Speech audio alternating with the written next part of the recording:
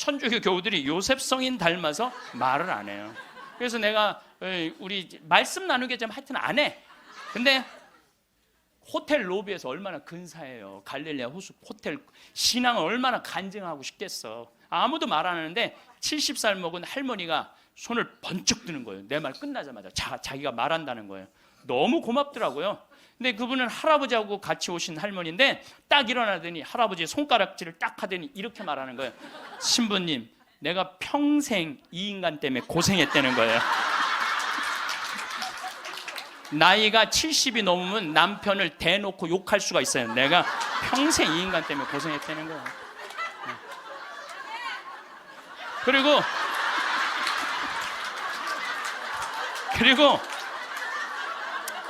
자기가 자식 셋 키웠는데 70이 됐는데 자기한테 자식들이 고맙다고 말 한마디 안 하고 남편이 그 잘난 반지 목걸이 한번 사준 적이 없다는 거예요. 속에서 우라통이 터지더래요. 내가 그렇게 고생을 해서 자식들을 키우고 남편 뒷바라지를 했는데 나의 고생을 알아주는 사람이 하나도 없더래. 갈비 먹고 싶을 때 와서 갈비 사주는 놈 한 놈도 없다는 거예요. 근데 어느 날 갑자기 내가 방송에서 나오더니 그러더래요. 늙어서 왜 갈비가 먹고 싶으면 자식이 사줘야 되냐. 그지근성을 버려라. 갈비가 먹고 싶으면 내 돈으로 내가 가서 사 먹으면 되지. 그 자식이 사줄 때까지 기다리느냐. 무슨 돈으로 집 잡혀서 사 먹어라. 맨날 자식한테 섭섭하다고 그러지 말고. 그 얘기를 듣는데 이 할머니가 망치로 한 대 맞았대요. 지금 70살 넘은 할머니 할아버지들 중에 갈비가 먹고 싶다고, 여보 우리 갈비 먹고 싶다, 오늘 가서 갈비 사 먹자. 그리고 둘이 갈비집 가서 10만 원이나 된 돈 내면서 갈비 사 먹을 사람들이 얼마나 돼요? 그저 자식이 한번 사줘야지 그냥 한번 먹고 오는 거지. 그 돈 무서워서 벌벌 떨잖아요. 그러니까 자기를 위한 일을 안 하는 거예요. 이제는 여러분들 자기를 위한 일을 해야 돼요. 자기를 위한 일을.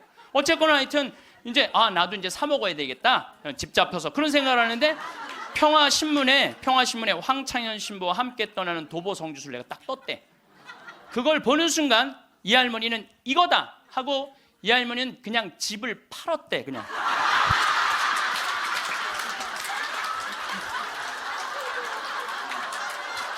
집을 팔았대요. 네. 집을 팔고 1억이 남은 걸 가지고 성주순례를 따라온 거예요. 여동생 부부하고. 근데 왔는데 자기 너무너무 행복하대. 그런데 이 할아버지는 맨날 술만 먹던 할아버지인데 성주순례도 안 따라오려는 걸 억지로 끌고 온 거야. 근데 이 할아버지가 다리도 아프다 뭐도 그러는데 10일 동안 걸으면서 하느님을 만난 거야. 하느님을 완전히 만나서 성주순례 끝나고 난 다음에 3개월 후에 다시 뒤풀이를 했는데 이 할아버지가 할머니가 그러는 거예요. 저 양반이 미쳤나 보다고. 왜 그러냐면 그전에는 전화만 하면 술 어서 먹을까 이랬는데 요즘 전화만 하면 성당 나와라, 성당 나가야 된다. 세상에 이렇게 돌아보면 난 웃으면서 죽을 수 있을 것 같아요.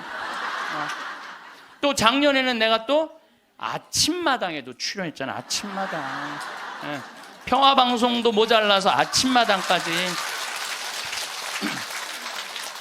그냥 아침마당을 2번을 강의를 나갔었는데 목요 특강 2번을 강의를 나갔었는데 보통 목요 특강 시청률이 7% 정도 된다고 그래요. 근데 전 2번 다 10.4%가 나왔어요. 이게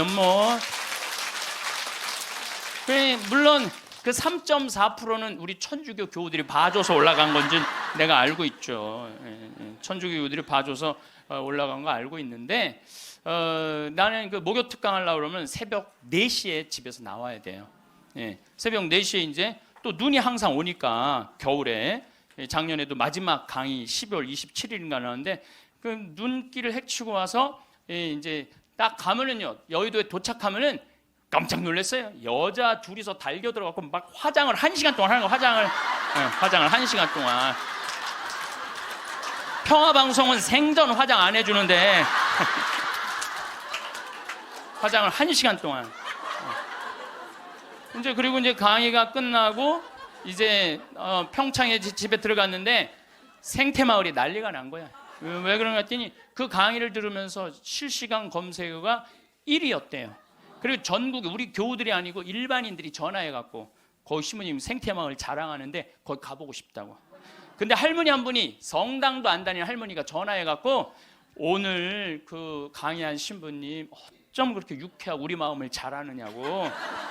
근데 그렇게 유쾌한 신부님이 아직도 전화이 되도록 왜 혼자 사느냐고. 그거 좀 장가 좀 보내라고, 그 직원들이. 아니, 저를 염려해 주는 게 우리 천주교 교우들만 염려해 주는 게 아니라 성당 안 다니는 할머니도 염려해 주니 이게 얼마나 행복한 신부예요. 그래서 이게 죽을 때 웃으면서 죽을 수 있을 것 같아. 난 정말 행복했다. 오늘도 황창현 신부님의 지혜의 말씀을 통해 여러분의 행복한 노후를 위한 해안을 얻어가시길 바랍니다. 황창현 신부님의 행복 특강 지금 바로 시작하겠습니다. 제가 여러분들한테 지금 죽음 껴안기라는 주제로 강의를 하고 있습니다. 우리가 죽는 게 참 싫은 이유는 두려움 때문에 그렇습니다. 두려움, 막연한 두려움이 있어요. 죽고 난 다음엔 도대체 어떤 세상이 펼쳐질 것인가. 그런데 제가 말씀드렸듯이 죽고 난 다음엔 우리는 천당에 가요. 네. 왜 천국에 가느냐면은 이 추운 날 그 눈길을 마다 않고 여기 와서 이렇게 쪼그리고 앉아서 강의 듣겠다고 그러는 여러분들은 슬기로운 처녀들이에요. 기름 종지에 기름이 오늘 또 한 방울 또 모아진 거예요. 그러니까 여러분들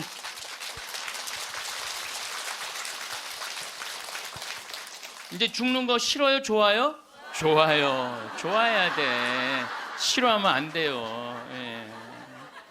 그리고 우리가 천국에 가면 더 이상 부당한 대우 받지 않고 서름 받지 않아요. 하느님께서 어느 누구든 위로해 주시고 따뜻하게 감싸 주시기 때문에 우리는 죽음 이후를 막연히 두려워할 필요가 없다는 거예요.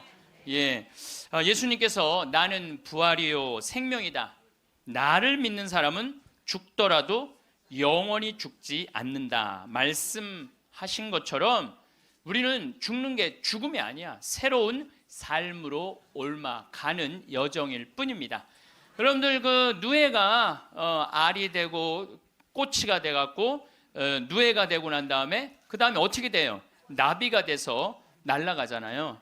그 누에 꼬치로 있을 때 아주 볼품이 없잖아요. 근데 나비로 날아갈 때는 얼마나 아름다워요. 그러니까 우리가 천국에 가서는 지금 모습보다 훨씬 아름다울 거예요. 그랬더니 어떤 분이 딱 미국에서 강의를 하는데 맨 앞에서 강의를 열심히 듣던 분인데 굉장히 뚱뚱해요. 그런데 그분이 손을 들더니 신부님 나도 천국에 가면 날씬해지고 아름다워집니까? 그렇게 물어보더라고요. 그래서 제가 이렇게 대답을 했어요. 날씬하게 될지는 모르지만 아름답긴 할 거다. 아름답긴 할 거다. 어쨌든 우리가 두려움이 막연한 두려움이 있어요. 근데 하느님을 믿는 우리들은 죽는 것에 대한 두려움 가질 필요 없어요. 하느님께서 우리를 천국으로 초대해 주실 것이고 예수님이 뭐하러 그렇게 십자가에 힘들게 못 박혀 돌아가셨어요. 많은 사람들을 구원하시기 위하여 돌아가신 거예요. 여러분들은 그 부활 신앙을 믿어야 돼. 우리 그리스도인들에게 최대의 신앙의 핵심은 부활 신앙이에요. 내가 나비보다 훨씬 아름다운 모습으로 부활할 거라는 이 믿음. 그래도 죽는 게 싫어. 뭐 때문에 그래? 생이별 때문에 그래. 생이별. 아무리 죽어서 천당 간다 하더라도 이 세상에 죽으면 더 이상 사랑하는 아내 볼 수 없고 남편 볼 수 없고 자식 볼 수 없고 부모님 볼 수 없기 때문에 이 생이별, 죽음 때문에 생이별이 되는 거예요. 죽으면 더 이상 사랑할 수도 없고 사람으로서 도리도 못하고 내가 누리고 싶은 호강도 못 누리고 이 세상에서 고생만 하다가 죽는 게 싫은 거예요. 그래서 여기 계신 분들 중에 죽기 직전에 후회하지 말고 죽기 전에 내가 뭘 할 걸 그런 거 후회하지 말고 혹시 돈 100억 정도 있는 분들은 한 10억, 20억만 놔두고 80억은 쓰세요. 맛있는 것도 사 먹고 여행도 다니고 그러면 되지. 제가 요즘 바빠서 텔레비전은 거의 못 보지만은 BBC에서 아주 재미난 프로그램을 해요. 영국 BBC에서 백만장자가 자기 신분을 감추고 아주 힘들게 사는 동네에 들어가는 거예요. 그래서 거기서 정말 열심히 사는 사람을 찾아내는 거예요. 찾아내서 이 사람이 백만장자인데도 불구하고 자기도 가난한 것처럼 해서 그 사람이 정말 열심히 살고 성공할 수 있는 가능성이 있으면은 한 달, 두 달 같이 지내다가 마지막에 깜짝 선물을 해주는 거예요. 당신 내가 커피숍 차릴 수 있도록 가게를 내주겠다. 이런 프로그램이 있어요. 그러니까 이 백만장자가 하는 거야. 백만장자가. 여러분들은 못하죠. 여러분들 누굴 커피숍을 차려줘. 백만장자가 하는 건데 제가 너무 감동적인 그 장면 하나는 그 무료 급식소를 봉사하는 사람이야. 그 무료 급식소를 운영하는 남자인데 백만장자가 들어와서 같이 급식을 해주는 거예요. 근데 이 사람은 뭐 무료 급식소를 하니까 휴가도 한 번도 못 간 거야. 자기 있는 거 다 끌어다가 했는데 백만장자가 마지막에 난 당신한테 감동받았다. 내가 앞으로 당신 무료 급식을 계속 할 수 있도록 돈을 대주겠다. 근데 더 기가 막힌 거는 가만히 보니까 봉투를 하나 더 줘요. 더 주면서 가만히 보니까 당신 무료 급식소 하느냐고 휴가 한 번을 못 갔는데 이거는 당신 자신을 위한 휴가 비행 티켓이고 호텔 예약권이다. 자신을 위해서도 휴가를 한번 가라. 막 저 그걸 보는데 막 가슴이 막 먹먹하더라고요. 그러니까 돈 많은 사람이 좀 그렇게 살았으면 좋겠어. 돈 많은 사람이 그렇게 살았으면 좋은데 우리나라 부자들은 그런 멋이 없어요. 근데 영국 BBC에서 그걸 하니까 미국에서도 요즘은 해요. 그래서 이 백만장자들이 어려운 사람들을 가서 계속 깜짝깜짝 그러니까 사회가 건강해지는 거예요. 우리가 죽을 때 돈 가지고 가는 거 아닙니다. 죽을 때 가지고 가는 거 땅, 재산 이게 아니에요. 공술의 공수거예요. 빈손으로 왔다 빈손으로 가는 거예요.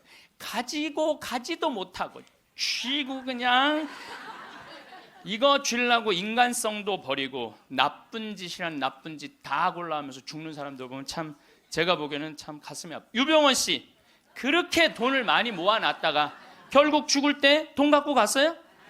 한 푼도 못 갖고 갔어요. 어떻게 했어? 다 놔두고 갔어요. 마지막에 뭐 순천 쪽에서 도망 다닐 때 현찰이 8억 6천 우리나라 돈 8억 6천 있고 달러가 16만 달러 1억 6천이 있었대요. 근데 그거 손도 못 댔어요. 마지막에 그 집에서 도망 나갈 때 이 가방에 마지막에 있었던 건 수쿠알렌 몇 알 딱 갖고 떠난 거야. 수쿠알렌 몇 알. 여러분들 죽을 때 돈 갖고 떠나는 게 아니에요. 우리가 죽을 때 뭘 갖고 가느냐면은 추억 갖고 떠나는 거. 추억.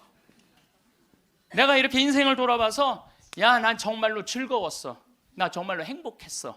이런 추억이 있는 사람이 죽을 때 행복하게 죽을 수 있어요. 여러분들도 가만히 인생 돌아봐서 즐거웠던 추억이 하나도 없어. 고생만 슉샬나게 한 추억밖에 없어. 그렇다면 여러분들 인생 잘못 사는 거예요. 오늘 추억이 하나도 없는 분들은 추억을 만드세요. 프로그램을 짜세요. 그 백만장자가 그 무료급식 한다고 몇 년 동안 3년 동안 휴가도 한 번 안 간 사람한테 자신을 위해서도 시간을 내라고 남을 위해서 희생만 하지 말고 왜냐하면 사람이요 남을 위해서 너무 희생하다 보면 지쳐요. 저는 제 인생을 이렇게 돌아보면은 전 정말 행복한 사람 중에 하나예요. 저는 초등학교 때 토요일 일요일이 되면 아버지하고 전 수원 사람인데 매일 뒤에 광교산에 놀러를 갔어요. 광교산에 가서 가재 잡고 메뚜기 잡고 가을이면 도토리 줍고 밤 따고 감서리하고 그 다음에 도라지 캐고 더덕 캐고. 그러니까 초등학교 때 며칠 전에 성복동 성당이라는 곳에 강의를 갔는데 광교산 밑에 있더라고. 다 생각이 나요. 상강교, 하강교, 뭐 미군 레이더 기지, 뭐 주한말 농장, 뭐 쫙 지금도 40년 전 일인데 머릿속에 아직도 그 즐거웠던 추억이 그대로 남아 있어요. 나 초등학교 때 공부했던 기억은 거의 없어요. 매일 놀러 다녔던 기억. 그 생각하면 참 행복해요. 그리고 광교산만 가면은 내가 여기서 초등학교 때 여기서 즐겁게 놀았지. 중고등학교 때 또 성당 참, 학교는 일요일은 안 갔는데 성당은 월요일부터 일요일까지 갔어요. 월요일부터 일요일까지. 그 여름에 캠프 간다고 우리 때는 4박 5일 갔어요. 그때는 또 어디 놀러를 갈 때가 있어요. 성당에서 가는 캠프가 최고의 행사였죠. 그럼 뭐 조 모임 하면은 뭐 너는 쌀 갖고 와라, 넌 냄비 갖고 와라, 넌 텐트 갖고 와라, 남자 5 여자 5 같은 조로, 이건 뭐 살림살이 떠나는 거하고 똑같은 거예요. 살림살이 떠나는 거하고. 얼마나 그 중고등학교 때 성당에서 떠나는 캠프가 얼마나 좋았는지 몰라요. 예. 그리고 뭐 내가 이 가을에는 예술제 한다고 연극하고 노래하고, 이제 성탄 때만 되면 예수님 성탄 전야제 한다고 모여갖고 뭐, 정말 지금 생각해보면 그때 그 사춘기에 느낄 수 있는 모든 행복을 다 느꼈던 것 같아. 그리고 우리 때는 또 남녀공학이 분명했을 때인데 성당만 가면 그 이쁜 아가씨들이 그냥 얼마나, 우리 성당에 특별히 이쁜 여자애들이 많이 왔던 것 같아요. 그리고 그 성당 그때 학생의 프로그램이요 너무너무 좋았어요. 지금 애들이 학원에 다니지만 우리 때는 뭐 학원 그런 게 어디 있어요. 성당 가는 게 유일한, 탁구 치고 성당에서 참 좋았던 것 같아요. 그래서 그때 우리 그 학생의 아이들이 신부가 10명이 됐어요. 신부가 10명이 됐어요. 그래갖고 지금 우리 교구에 뭐 사무처장, 관리국장, 사무국장, 다 사목국장, 우리 성당 출신 신부들이 다 하고 있어요. 다 하고 있어요. 그렇게 그때 그 신앙의 그 교육이 풍요로웠던 거죠. 예. 그리고 수녀님들도 많이 나오고, 그 유명한 수녀님들 중에 하나는 또 누구냐면은 김혜윤 베아트릭스 수녀라고, 성서 가르치는 수녀님 있잖아요. 뭐 같은 성당을 다녔지만 그 수녀님하고 우리는 질이 달랐어요. 그 수녀님은 공부를 너무너무 잘해갖고 전교 1등을 놓친 적이 우리는 저 밑에서 그냥 그 수녀님 나보다 1살 어리거든요. 그땐 참 예뻤는데 로마 유학 갔다 오더니 팍 늙어갖고, 근데 지금도 이쁘다고 사람들은 그러긴 그러는데 그땐 참 예뻤어요, 수녀님이. 그러니까 얼마나 그 공동체가, 어제도 서울 둔총동 성당에 강의를 갔는데 그 나보다 한 2-3살 나이 많은 누나였는데 그때도 예뻤는데 지금 보니까 50, 한 4-5이 됐는데 지금도 그렇게 이쁘더라고, 그 누나가. 그래서 어제 너무 만나서 반가웠는데 그 누나도 아들이 지금 서울신학교 2학년 지금 다니고 있다는 거예요. 그러니까 신앙이 얼마나 좋았던 거예요, 그 공동체가. 그러니까 그 중고등학교 생각하면 나는 정말 행복한 사춘기를 보낸 거죠. 그래서 내가 제일 화려했을 때는 언제였느냐면은 신학교 때. 저는 방학이 싫었어요. 신학교 생활이 너무 재밌었어요. 먹여주지, 재워주지, 기도시켜주지, 철학 가르쳐주지, 신학 가르쳐주지, 성서 가르쳐주지. 이 신학교 교육이요, 내가 보기엔 이 교육 제도 중에 제일 좋은 것 같아. 그래서 좀 신학교 7년 참 행복하게 살았어요. 보좌 신부 때는 또 훌륭한 본당 신부님 모시고, 우리 천주교 교우들은 보좌 신부들 이렇게 바라보는 눈이 사랑으로 꽉 차 있어.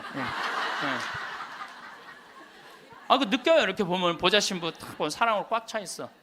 본당 신부 10년 동안 교우들이 참 내 말 잘 듣고 신부를 업고 살죠. 한국 천주교 교우들은 참 이렇게 보면은요 너무너무 행복했던 것 같아.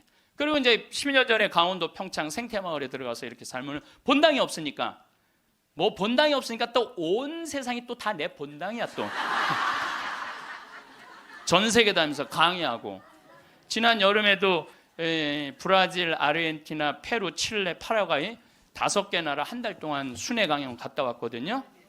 페루 이제 뭐 얼마나 멀어요, 페루가. 페루 갔더니 이제 강의 이제 2시간 끝났는데 거기 회장님들이 신부님 귀양 여기까지 왔으니 마추픽추 가자고. 그러니까 강의는 2시간 하고 마추픽추는 2박 3일 갔다 오고. 이런 좋은 팔자가 어디 있어요. 브라질 가면 또 뭐 리오데자네이루, 또 아름다운 항구, 예수님이 이렇게 펼치고 있는 데 있죠. 이번에 월드컵 한데 참 얼마나 좋은 팔자예요. 깔라빠떼라고 아르헨티나 맨 밑에 빙하 있는데 신부님 환경하시니까 꼭 보셔야 된다고. 신부님은 신부로 사니까 팔자가 좋아서 그렇지 우리는 얼마나 힘든지 몰라요. 사는 거 무슨 우리가 즐거운 추억이 있어요. 저도 여러분들 힘들었을 때 많았어요.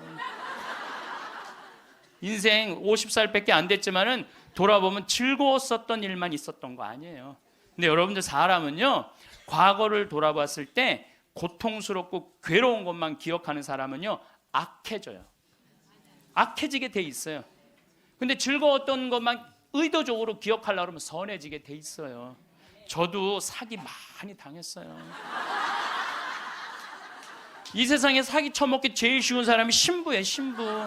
세상 물정 모르니까 사기도 많이 당했고 배신도 많이 당했어요. 그래갖고 아픔이 많았었어요. 근데 가만히 내 인생을 돌아보면 내가 사기당했을 때 내 상태가 어땠었냐면 욕심이 꽉 차 있었을 때. 그러니까 내가 강의 때 여러분들 욕심 부리지 말라는 게 그냥 하는 말이 아니라 이 온 몸에서 경험을 하고 나온 말이에요. 온 몸에서 경험을 하고 나온 얘기, 그냥 하는 얘기가 아니에요. 온 몸에서 나온 거죠. 또 뭐 배신도 많이 당했고 그러면서 제가 깨달은 게 있어요. 아, 욕심 부리지 말아야 되겠구나. 그리고 사람 하느님을 더 사랑해야지 사람을 더 사랑하면은 꼭 고통이 오는구나. 그리고 이제 좋았던 것만 기억을 하는 거야. 나빴던 기억을 자꾸 하면요 인생이 우울해요. 습관이에요, 습관. 여러분들 그 불행한 사람들 며칠 전에 그 신문에 아주 재미난 게 나왔어. 불행한 사람 10가지 특징이 나왔어.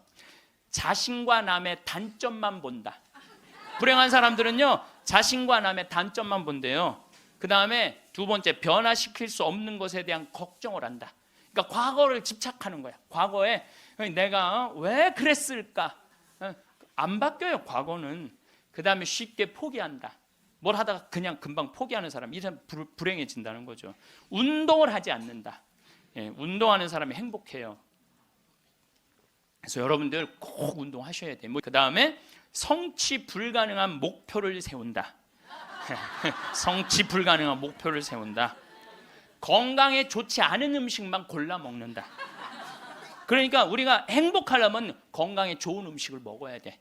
우리 청국장 가루 같은 거, 이런 거. 얼마나 좋아요, 이 청국장 가루 같은 거. 나도 오늘 아침에 좀 일찍 나오는 바람에 청국장 가루를, 저는 그냥 제가 일어나자마자 제가 타 먹어요, 맹물에. 그걸 먹으면요 기분이 참 좋아요. 그리고 이제 요즘은 이제 시래기, 무청 있죠? 우리 생태마을에 그냥 온 생태마을에 무청이 널려 있어요 지금. 그걸 보고 있으면 기분이 좋아요.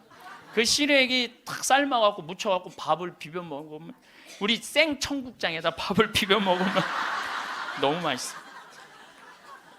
잠을 충분히 자지 않는다. 불행한 사람들. 인터넷에 갇혀 산다. 남에 대해 험담, 부정적인 말만 한다. 불행한 사람들은 이런 다 기미가 있어요. 그 다음에 마지막에 용서하기를 거부한다. 난 절대 용서할 수 없어. 이 사람들이 다 불행하다는 거예요. 그래서 여러분들 이렇게 인생을 돌아보면서 억울하고 분한 것만 새기지 마라. 특별히 우리 할머니들, 내가 대동아 전쟁에 시집으로 와서 6.25 전쟁 때 1.4.5태 때 고생한 얘기, 그거요 청승이에요, 청승. 행복했던 기억만 하시면 좋아요. 그 다음에 죽을 때 뭐 갖고 가냐면 선행 갖고 가는 거. 선행. 죽을 때 선행 갖고 가는 거. 여러분들 죽을 때 땅 갖고 가는 거 아니라니까요. 집 갖고 가는 게 아니라니까요. 재물 갖고 가는 게 아니에요. 이거는 갖고 갈 수 없는 거야. 갖고 갈 수 없는 거야. 오늘도 전심 먹으면서 잠깐 대화를 했는데, 사람들을 보면요 1000개를 가지고 있으면서 1개밖에 못 누리고 사는 사람이 있어요. 근데 100개를 가지고 99개를 누리고 사는 사람이 있어요.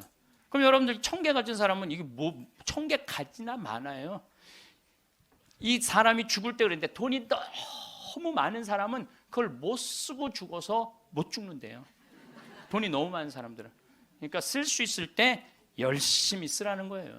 두 번째로는 선행이야. 마태복음 25장에 예수님이 이런 얘기를 합니다. 오른쪽에는 양, 왼쪽에는 염소를 갈라놓고 이런 얘기를 해요. 내 오른쪽에 있는 사람들한테 내 아버지의 복을 받은 이들아, 와서 세상 창조 때부터 너희를 위하여 준비한 나라를 차지하여라. 너희는 내가 굶주렸을 때 먹을 것을 주었고 내가 목말랐을 때 마실 것을 주었으며 감옥에 갇혔을 때 찾아주었다. 그럼 의인들이 이렇게 말할 것이다. 주님, 저희가 언제 주님께서 굶주리신 것을 보고 먹을 것을 드렸고 목마르신 것을 보고 마실 것을 드렸습니까? 언제 주님께서 나그네 되신 것을 보고 따뜻히 맞아 드렸고 헐 벗으신 것을 보고 입을 것을 드렸습니까? 언제 주님께서 병드시거나 감옥에 계신 것을 보고 찾아가 배웠습니까? 그럼 임금이 대답할 것이다. 내가 진실로 너희에게 말한다. 너희가 내 형제들인 이 가장 작은 사람. 여러분들, 그래서 저는 이 단어를 참 요즘 많이 묵상을 해요. 내가 만나는 사람들 중에 작은 이들 가운데 한 사람에게 해준 것이 곧 나에게 해준 것이다. 얼마 전에 우리 아파트 경비병이 분신 자살해서 세상을 떠났잖아요. 가장 작은 이한테 해준 게 누구한테 해준 거야? 예수님. 이 지금 대한민국 사람들이 이 말씀을 새겨야 돼요. 돈 좀 벌었다고 작은 이들을 무시하는 이런 사회, 이 왼편 염소 쪽으로 가는 거예요. 여러분들 오른편 양쪽으로 가려면 어떻게 해야 돼? 작은 이들 중에 목마르고 헐벗고 배고프고 감옥에 갇히고 나그네 된 사람한테 따뜻하게 대해야 되는 거예요. 록펠러라고 있어요. 미국 부자. 이 사람 죽었는데 얼마나 부자냐면 1850년도에 태어난 사람인데 55살에 전 세계의 90%를 줘요. 세계에서 최고로 부자였어요. 55살에 이 사람이 불치병을 딱 판정을 받아요. 1년밖에 못 산다고. 1년밖에 못 사니 전 세계 최고의 부자인데 55세 1년밖에 못 사니 얼마나 기가 막혀요. 병원에서 탁 나오는데 이렇게 보니까 병원 정가운데 뭐라고 써 있느냐면은 받는 자보다 주는 자가 행복하다. 그거를 봐요. 그거를 보고 막 가슴에 전율을 느껴요. 어떤 전율을 느끼냐면 자기는 돈이 그렇게 많은데도 준 적이 없는 거야. 막 회사 병합하고 뺏고 막 이랬거든요. 아주 냉혈한이었어요. 예. 완전히. 그래갖고 가만히 나는 그 많은 돈 중에 준 적이 없네. 여러분들 마음 가끔 이렇게 말하는 분들이 있어. 누가 나 좀 돈 좀 안 주나? 이 사람 불행한 거예요. 이 사람 무조건 불행한 거예요. 내가 누구 돈 좀 줘야지 이 사람이 행복한 거예요. 항상 얻어먹을 자세가 돼 있는 사람은 불행한 거예요. 주려고 그래야 돼, 주려고. 그래서 저는 본당 신부하면서도 교우들하고 밥을 먹어도 정말 내가 냈지 교우들이 돈 못 내게 했어요. 왜냐하면 가만히 보면 교우들 먹고 살기 바쁜데 자식도 공부시키고 월세 세금 내기 바빠 죽겠는데 신부한테까지 돈을 뺏기면서 밥을 사주는 거예요. 이게 그래서 나는 내가 다 정말 많이 냈어요. 그 처음에 신부님한테 밥 얻어 먹은 적이 평생에 처음이라는 교우들을 참 많이 봤어요. 신부님 무슨 돈이? 나 돈 많아. 나는 강사료도 많고 인세가 또 많이 들어오잖아요. 나는 인세도 많이 들어오고 그래서 난 많으니까 걱정하지 마라. 그래갖고 난 다 사줬어요. 그래도 난 내 주머니에 한 번도 돈이 떨어져 본 적이 없어요. 이게 언제 들어오냐면 내 영명 축일 때 다 들어온다니까요. 내 영명 축일 때. 그리고 예수님이 뭐라고 그러냐면 5,000명 빵 먹일 때 너희들이 줘라. 그러니까 제자들이 이제 이 많은 사람들 어떻게 우리가 주냐 그러니까 예수님이 이런 말을 해요. 너희가 거저 받았으니 거저 주어라. 참 이 말이 전 좋아요. 우리가 나누지 못하기 때문에 인생이 괴로운 거죠. 그래갖고 록펠러가 나는 이렇게 많이 줄 수 있는데 내가 하나도 못 주고 죽는구나. 근데 마침 그 병원에서 호텔 로비에서 딸아이 입원비가 없어갖고 막 병원 사람들한테 제발 내 딸 좀 입원 시켜달라고 막 울며 불며 매달리는 엄마를 봐요. 록펠러가 그걸 보고 비서를 시켜서 병원비를 대주라고. 병원비를 대줬는데 그 소녀가 기적같이 나요. 록펠러가 너무너무 행복한 거야. 야, 나도 이렇게 나누니까 이렇게 좋으네. 내가 남은 1년 동안 나눠야 되겠다. 그래서 막 시카고 대학도 세우고 병원 한 2,000개 세우고 도서관도 세우고 고아원도 세우고 그 남은 시간 동안 돈이 많으니까 엄청나게 나누기 시작을 했어요. 근데 그렇게 나누다 보니까 록펠러가 이 55세 죽는 데는 록펠러가 98까지 나누다 죽었습니다. 98까지 나누다 죽었어요. 그러면서 죽으면서 록펠러가 이런 얘기를 해요. 어떤 얘기를 하느냐면 내가 쥐려고 그랬던 55년은 쫓기고 살았다는 거예요. 인생을. 사람이 가지려고 그럴 때는요, 인생을 쫓기게 돼 있어요. 근데 내가 나누기 시작하면서부터는 내 삶은 기쁨으로 가득 찼다고 그래요. 기쁨으로 가득. 그래서 여러분들 신부님 저는 주머니에 돈 한 푼도, 돈이, 부처님이 그랬잖아요. 나눠라 그러니까 저는 부처님 아무것도 가진 게 없습니다. 부처님이 뭐라고 그래요? 왜 네가 가진 게 없냐? 네가 사람들하고 대화할 때 따뜻하게 웃어주는 것도 나누는 거다. 누가 사람이 얘기를 할 때 네가 자세를 낮추고 경청하는 것도, 그것도 나누는 거다. 공손한 것도 나누는 거다. 여러분도 꼭 돈으로 나눠야 돼? 아니에요. 마음으로도 얼마든지 우리가 나눌 수가 있는 거예요. 저는 지난 월요일 날 너무너무 놀란 사건이 있었어요. 이게 참 신기해요. 성남에 사는 할머니, 할머니도 나이가 85, 할아버지는 90인데 나한테 40억을 들고 왔어요. 그래갖고 교구청에서 그 아주 서류를 다 해놨어. 법무사까지 다 와서 다. 그래서 어저께 그러니까 월요일 날 40억을 기증을 받았어요. 할머니가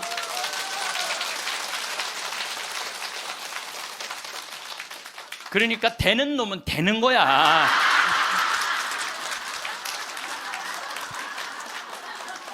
그래서 할머니한테 물어봤어요. 이 많은 돈을 왜 나한테 기증을 하느냐? 그랬더니 신부님 제가 강의를 듣는데 신부님이 잠비아에 농업대학을 세우고 싶다고 그런 게 있는데, 농업대학을 세우는 건 또 내가 저 잠비아 농장 꾸미는 거하고는 또 다르잖아요.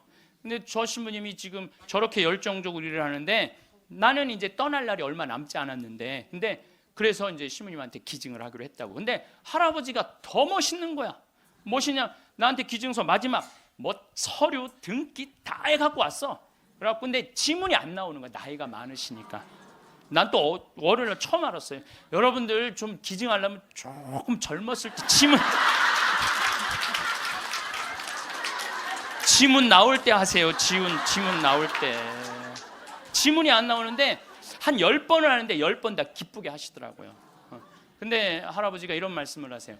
이제야 좀 마음이 홀가분하다고. 그러면서 할아버지가 이런 말씀을 하세요. 그 아프리카에 그 굶는 사람들을 보면 너무 가슴이 아픈데 그냥 빵을 주는 건 큰 의미가 없다는 거예요. 그 빵을 만들 수 있는 사람을 키워내는 일이 더 중요하다는 거예요.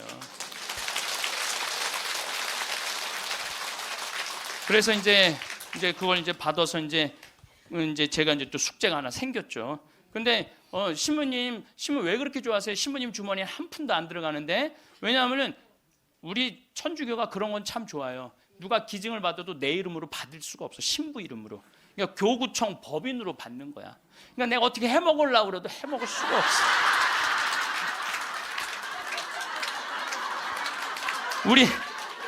우리 주교님 도장을 훔쳐야지 해먹을 수 있는. 주교님 도장을 훔쳐야지. 근데 그 할아버지가 더 기가 막힌 말씀을 하셨어요. 어떤 말씀을 하셨느냐면은 신부님 아들한테 물어봤대요. 내가 이거를 40억을 신부님한테 기증하기로 했다. 그랬더니 아들이 아버지 기증하세요. 나 넓은 집이 있고 직장이 있는데 그거 돈 많으면 머리 아파요. 그 아들도 기가 막히죠. 아니 뭐 법적으로 뭐 소송도 한다는데. 그래서 여러분들 제가 말씀드리는 거는 우리가 죽을 때 갖고 가는 게 땅이 아니라니까요. 집이 아니고 재물이 아니에요. 뭐냐면 선행이야. 선행. 내가 뭔가 베풀 수 있는 선행이 있어야 돼요. 그래서 여러분들도 내가 돈이 없다라면 마음으로라도 나눌 줄 알아야 돼. 마음으로라도. 예. 그리고 죽을 때 갖고 가는 건 결정적인 건 믿음이야. 믿음이 없는 사람은요 노잣돈 없이 떠나는 거예요. 믿음이 없는 사람은 노잣돈이 없이 떠나는 거. 죽을 때 빈 털터리로 떠나는 거. 빈 털터리로. 근데 내가 주님께서 날 기다리고 계셔. 주님께서 날 맞아주실 거야. 이 믿음 있는 사람은요 여행 떠날만 해요. 근데 딱 저승에 들어섰는데 아무도 날 데려가는 사람, 깜깜한 어둠만 날 기다리고 있는 사람은 너무너무 힘든 거죠. 제가 한 10년 전에 우리 후배 신부들을 데리고 제주도에 스킨스쿠버를 데리고 갔어요. 바다에 들어가는 거. 근데 뭐 한 6, 7명 신부들하고 지구 신부들하고 갔는데 문섬, 새끼섬, 서귀포 쪽에 거기가 참 아름다워요. 근데 이제 그 신부들은 초보니까 강습을 받고 나는 좀 할 줄 아니까 새끼섬에 바다에 이렇게 들어가서 이제 혼자 절대 가면 안 되는데 그래도 이제 혼자 이렇게 좀 옆에 이제 강습하는 거 보고 혼자 이렇게 돌았어요. 근데 그 신부 중에 하나가 물 공포증 있는 신부가 있어요. 너는 여기서 낚시만 해. 그래갖고 이제 그 신부는 위에서 낚시를 하고 있는데 나는 이제 바다에 들어 물고기가 얼마나 많은지 몰라요. 돌돔 하여튼 물고기가 얼굴을 치고 지나갈 정도로 물고기가 많아요. 바다에 들어가 보면은. 그래갖고 이제 한 바퀴 한 30분 이제 다이빙을 하고 나와서 그 후배 신부한테 물어봤어요. 물고기 좀 잡았어? 이 신부가 한다는 얘기가 신부님 한 마리도 없나 봐요. 30분 동안 한 마리도 못 잡았어요. 그러는 거예요. 그 많은 물고기를 두고 그 위에서 낚시하는 사람은 한 마리도 없는 줄 알고 그냥 계속 한 마리도 없다고 투정을 부리더라고요. 신앙생활도 똑같아요. 신앙생활도 내가 하느님을 믿고 하느님 안으로 빠져들면은요, 그 안에는 온 세상이 하느님의 섭리야. 하느님의 손길이고 하느님의 사랑이야. 근데 많은 사람들은 그 물속에 뛰어들지 않아요. 뛰어들지 않고 바깥에서 있는 거야, 없는 거야. 하느님 계신 거야, 안 계신 거야. 이러고 있으니까 잡아요, 못 잡아요? 못 잡아요. 여러분도 오늘도 야 명동에 오늘 그 신부님 강의 간대자 가자. 데리고 올라오는 아유 뭘 가, 니네나 가. 난 나중에 기회 되면 갈게. 그 사람은요 못 잡는 거예요. 물고기를 못 잡는 거예요. 얼마나 하느님 안에 들어가면은 신앙의 보물이 얼마나 많은데. 또 우리 보자 신부님이 그런 얘기를 해요. 보자 신부님이 자기 낚시를 참 좋아해요. 우리 보자 신부님이. 근데 신부님 강론 때 그러더라고요. 보면은 아무리 물고기가 안 나와도 한 자리에서 4시간, 5시간 앉아있으면 결국은 나올 때 되면 밑밥을 뿌리면은 나올 때 되면 엄청나게 나온다는 거예요. 우리 보자 신부님이 우리 조카 며느리 아이가 아기를 가져갖고 잉어를 좀 해달라는 거예요. 가면 막 이렇게 잡아오는 거예요. 어떻게 이렇게 재주가 좋으냐 그러니까 신부님이 한 자리에 계속 있으면 잡는다는 거예요. 한 자리에 계속 있으면은. 근데 자기가 낚시터에 가보면 한 마리도 못 잡아가는 사람이 있대. 어떤 사람이냐면 1시간씩 옮기는 사람이에요. 이 사람은 하나도 못 잡고 가는 거야. 하나도 못 잡고. 그래서 신앙도 꾸준한 사람이, 변함이 없는 사람이 엄청난 보화를 끌어올릴 수 있는 거예요. 그래서 우리 죽을 때는 추억, 선행, 믿음 갖고 가는 거예요. 집 갖고 가는 게 아니라니까요. 어쨌든 내가 지난 2월 달에 이제 성주순례 이제 가서 이제 갈릴레아 호수를 도는데 그 갈릴레아에서 3일을 머물었어요. 갈릴레아가 신앙의 유산이 너무 많아요. 5,000명 먹이신 빵의 기적도 갈릴레아 호수에서 했지. 산상 설교도 갈릴레아에서 했지. 풍랑 걸은 데도 갈릴레아지. 제자들하고 예수님하고 만난 데도 갈릴레아지. 얼마나 많아요. 그러니까 거긴 3일을 머물렀죠. 3일을 머무르고 이제 저녁에 이제 모여갖고 80명 순례자들한테 오늘 느낀 신앙의 감동을 나눔 얘기를 하자고 그랬어요. 근데 참 우리 천주교 신자들은 이상하죠. 말 그렇게 잘하다가도 말씀 나누게 하자 그러면 입을 다물어. 말씀 나누게 하자 그러면. 내가 아는 뭐 몇몇 연예인도 있으면 연예인들을 만나고 얘기를 하면 신앙이 너무너무 좋아요. 그런데 방송에만 나가면 절대 말 안 해. 신앙에 대해서. 신기해. 개신교 성도들은 간증하라고 그러면 그냥 뛰어나가고 서로 하려고 그러는데 우리는 그냥 잘 놀다가도 자 지금부터 말씀 나누기 전에 내가 묵상을 했어요. 왜 우리 천주교 교우들이 이렇게 입이 무거운가. 내가 묵상을 했어요. 답을 찾아냈어요. 요셉 성인 닮아서 입이 무거운 거. 요셉 성인 닮아서. 요셉 성인이 참 입이 무거워요. 보면은 아니 장가를 가려고 딱 했는데 마리아가 애를 배 갖고 온 거야. 기가 막히잖아요. 나는 손도 잡은 적이 없는데 그럼 일반 사람이면 뭐라 그럴 거냐. 친구들한테 야 얘기 좀 하자. 야, 난 너무 고민이 있어. 아니 마리아가 결혼도 하기 전에 애를 배웠네. 이거 어떻게 하면 좋지? 분명히 이렇게 얘기했을 거예요. 근데 요셉 성인은 아무한테도 말하지 않고 혼자 파혼하기로 혼자만 마음속으로 생각을 해. 우리 천주교 교우들하고 똑같은 거예요. 12살 때 예수님 3일 동안 잃었다가 3일 만에 찾았어. 3일 동안 근데 나는 요셉성인도 참 대단해요. 내 애도 아니고. 그렇잖아요. 내 애도 아니고 마누라도 내 마누라도 아니야. 사실은 그렇잖아요. 그런데 그 아이하고 그 엄마를 12년 동안 책임졌다는 건요, 보통 사람 아니면 못해요. 참 무직한 분이죠. 근데 3일 만에 잃어버렸는데 얼마나 애가 타게 찾았겠어요. 찾고 난 다음에 성모님이, 얘야, 네 아버지와 내가 너를 얼마나 찾았는지 모른다. 나는 이 말도 참 묵상을 많이 하는 말 중에 하나예요. 성모님도 시집을 막상 오긴 왔는데 뱃속에 아기가 이씨 들어왔으니 얼마나 미안해요. 그러니까 항상 요셉성인한테 미안한 마음이 있었던 것 같아. 그래서 여러분들 3일 만에 잃었던 애를 찾았어. 그럼 여러분들 뭐라 할까? 이놈의 새끼 내가 너 얼마나 찾았는지 알아? 분명히 이랬을 거야. 근데 성모님은 자기를 먼저 내세우지 않았어요. 자기 아이임에도 불구하고 얘야, 네 아버지와 내 남편을 인정해 준 거죠. 남편을 존중해 준 거죠. 네 아버지와 내가 너를 얼마나 찾았는지 모른다. 그런데도 요셉성이는 아무 말도 안 해. 한마디도 안 해. 찾았으면 됐지 뭐 이거죠. 한마디도 안 해요. 내가 이번에 성주순례 가서도 너무 많은 걸 느꼈는데, 그 대학생이야. 대학생이 엄마 아빠를 따라온 거야. 인천공항이 딱 나를 바라보는 눈빛이 흰 눈동자 95% 까만 눈동자. 너 때문에 내가 여기 따라왔다. 근데 이 친구가 성주순례를 하루를 걷더니 이틀을 걷더니 눈빛이 바뀌는 거예요. 그러면서 마지막엔 이 친구가 이런 말을 하더라고요. 신부님, 저는 가슴이 지금 터질 것 같이 행복하다는 거예요. 살아계신 예수님을 만나서, 살아계신 예수님을 만나서 가슴이 터질 것 같이 행복하다는 거예요. 그리고 그 친구는 엄마 아빠가 길을 잃고 공부 굉장히 잘하는 아이였어요. 근데 지금 의대 공부를 한대요. 내가 아프리카에 좀 가서 봉사 좀 하자 그랬더니, 그러니까 길을 찾은 거지. 그러니까 여러분들 제발 좀 죽기 전에 가지 말고 언제 가? 지금 가세요. 지금 가세요.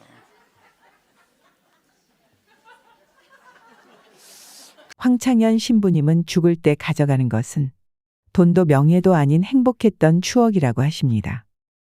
여러분도 돈에 쫓기며 살기 바빠 가보고 싶은 곳, 하고 싶은 것들을 나중으로 미루며 지금껏 살아오지 않으셨나요? 나중은 없습니다. 특히나 인생 후반전을 보내고 있는 분들은 더더욱 현재를 즐겁게 사셔야 하는데요. 하지만 건강이 뒷받침되지 않으면 여행을 갈 수도, 맛집을 찾아다니기에도 어려움이 생기겠죠. 그래서 평상시에 건강관리할 수 있는 습관을 들이셔야 하는데요. 오늘은 나쁜 피가 내 몸을 망친다는 도서를 바탕으로 혈액순환에 좋은 음식을 올바르게 먹는 법, 주무르고 눌러서 혈류를 개선하는 법, 모세혈관을 되살릴 수 있는 생활 습관에 대해 알려드릴 텐데요. 집에서도 돈 안 들이고 할 수 있고 전혀 어렵지 않으니 걱정하지 않으셔도 됩니다. 누구나 쉽게 이해하실 수 있도록 핵심만 정리해 드리겠습니다. 지금 시작합니다.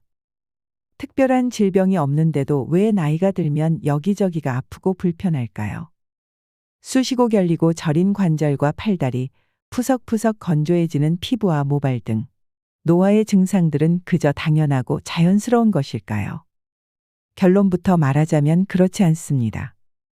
혈액과 혈관의 노화를 그냥 방치해서 나타난 증상일 확률이 높기 때문인데요.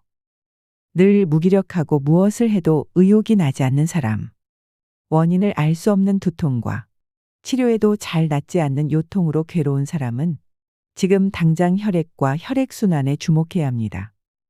특히 모세혈관은 우리 몸에서 가장 넓은 면적을 차지하는 기관으로 몸속 혈관의 99%를 차지합니다.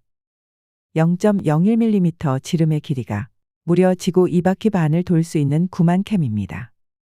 그런데 이 모세혈관이 20대부터 줄어들기 시작해 60대가 되면 무려 40%나 소멸한다는 사실을 아시나요?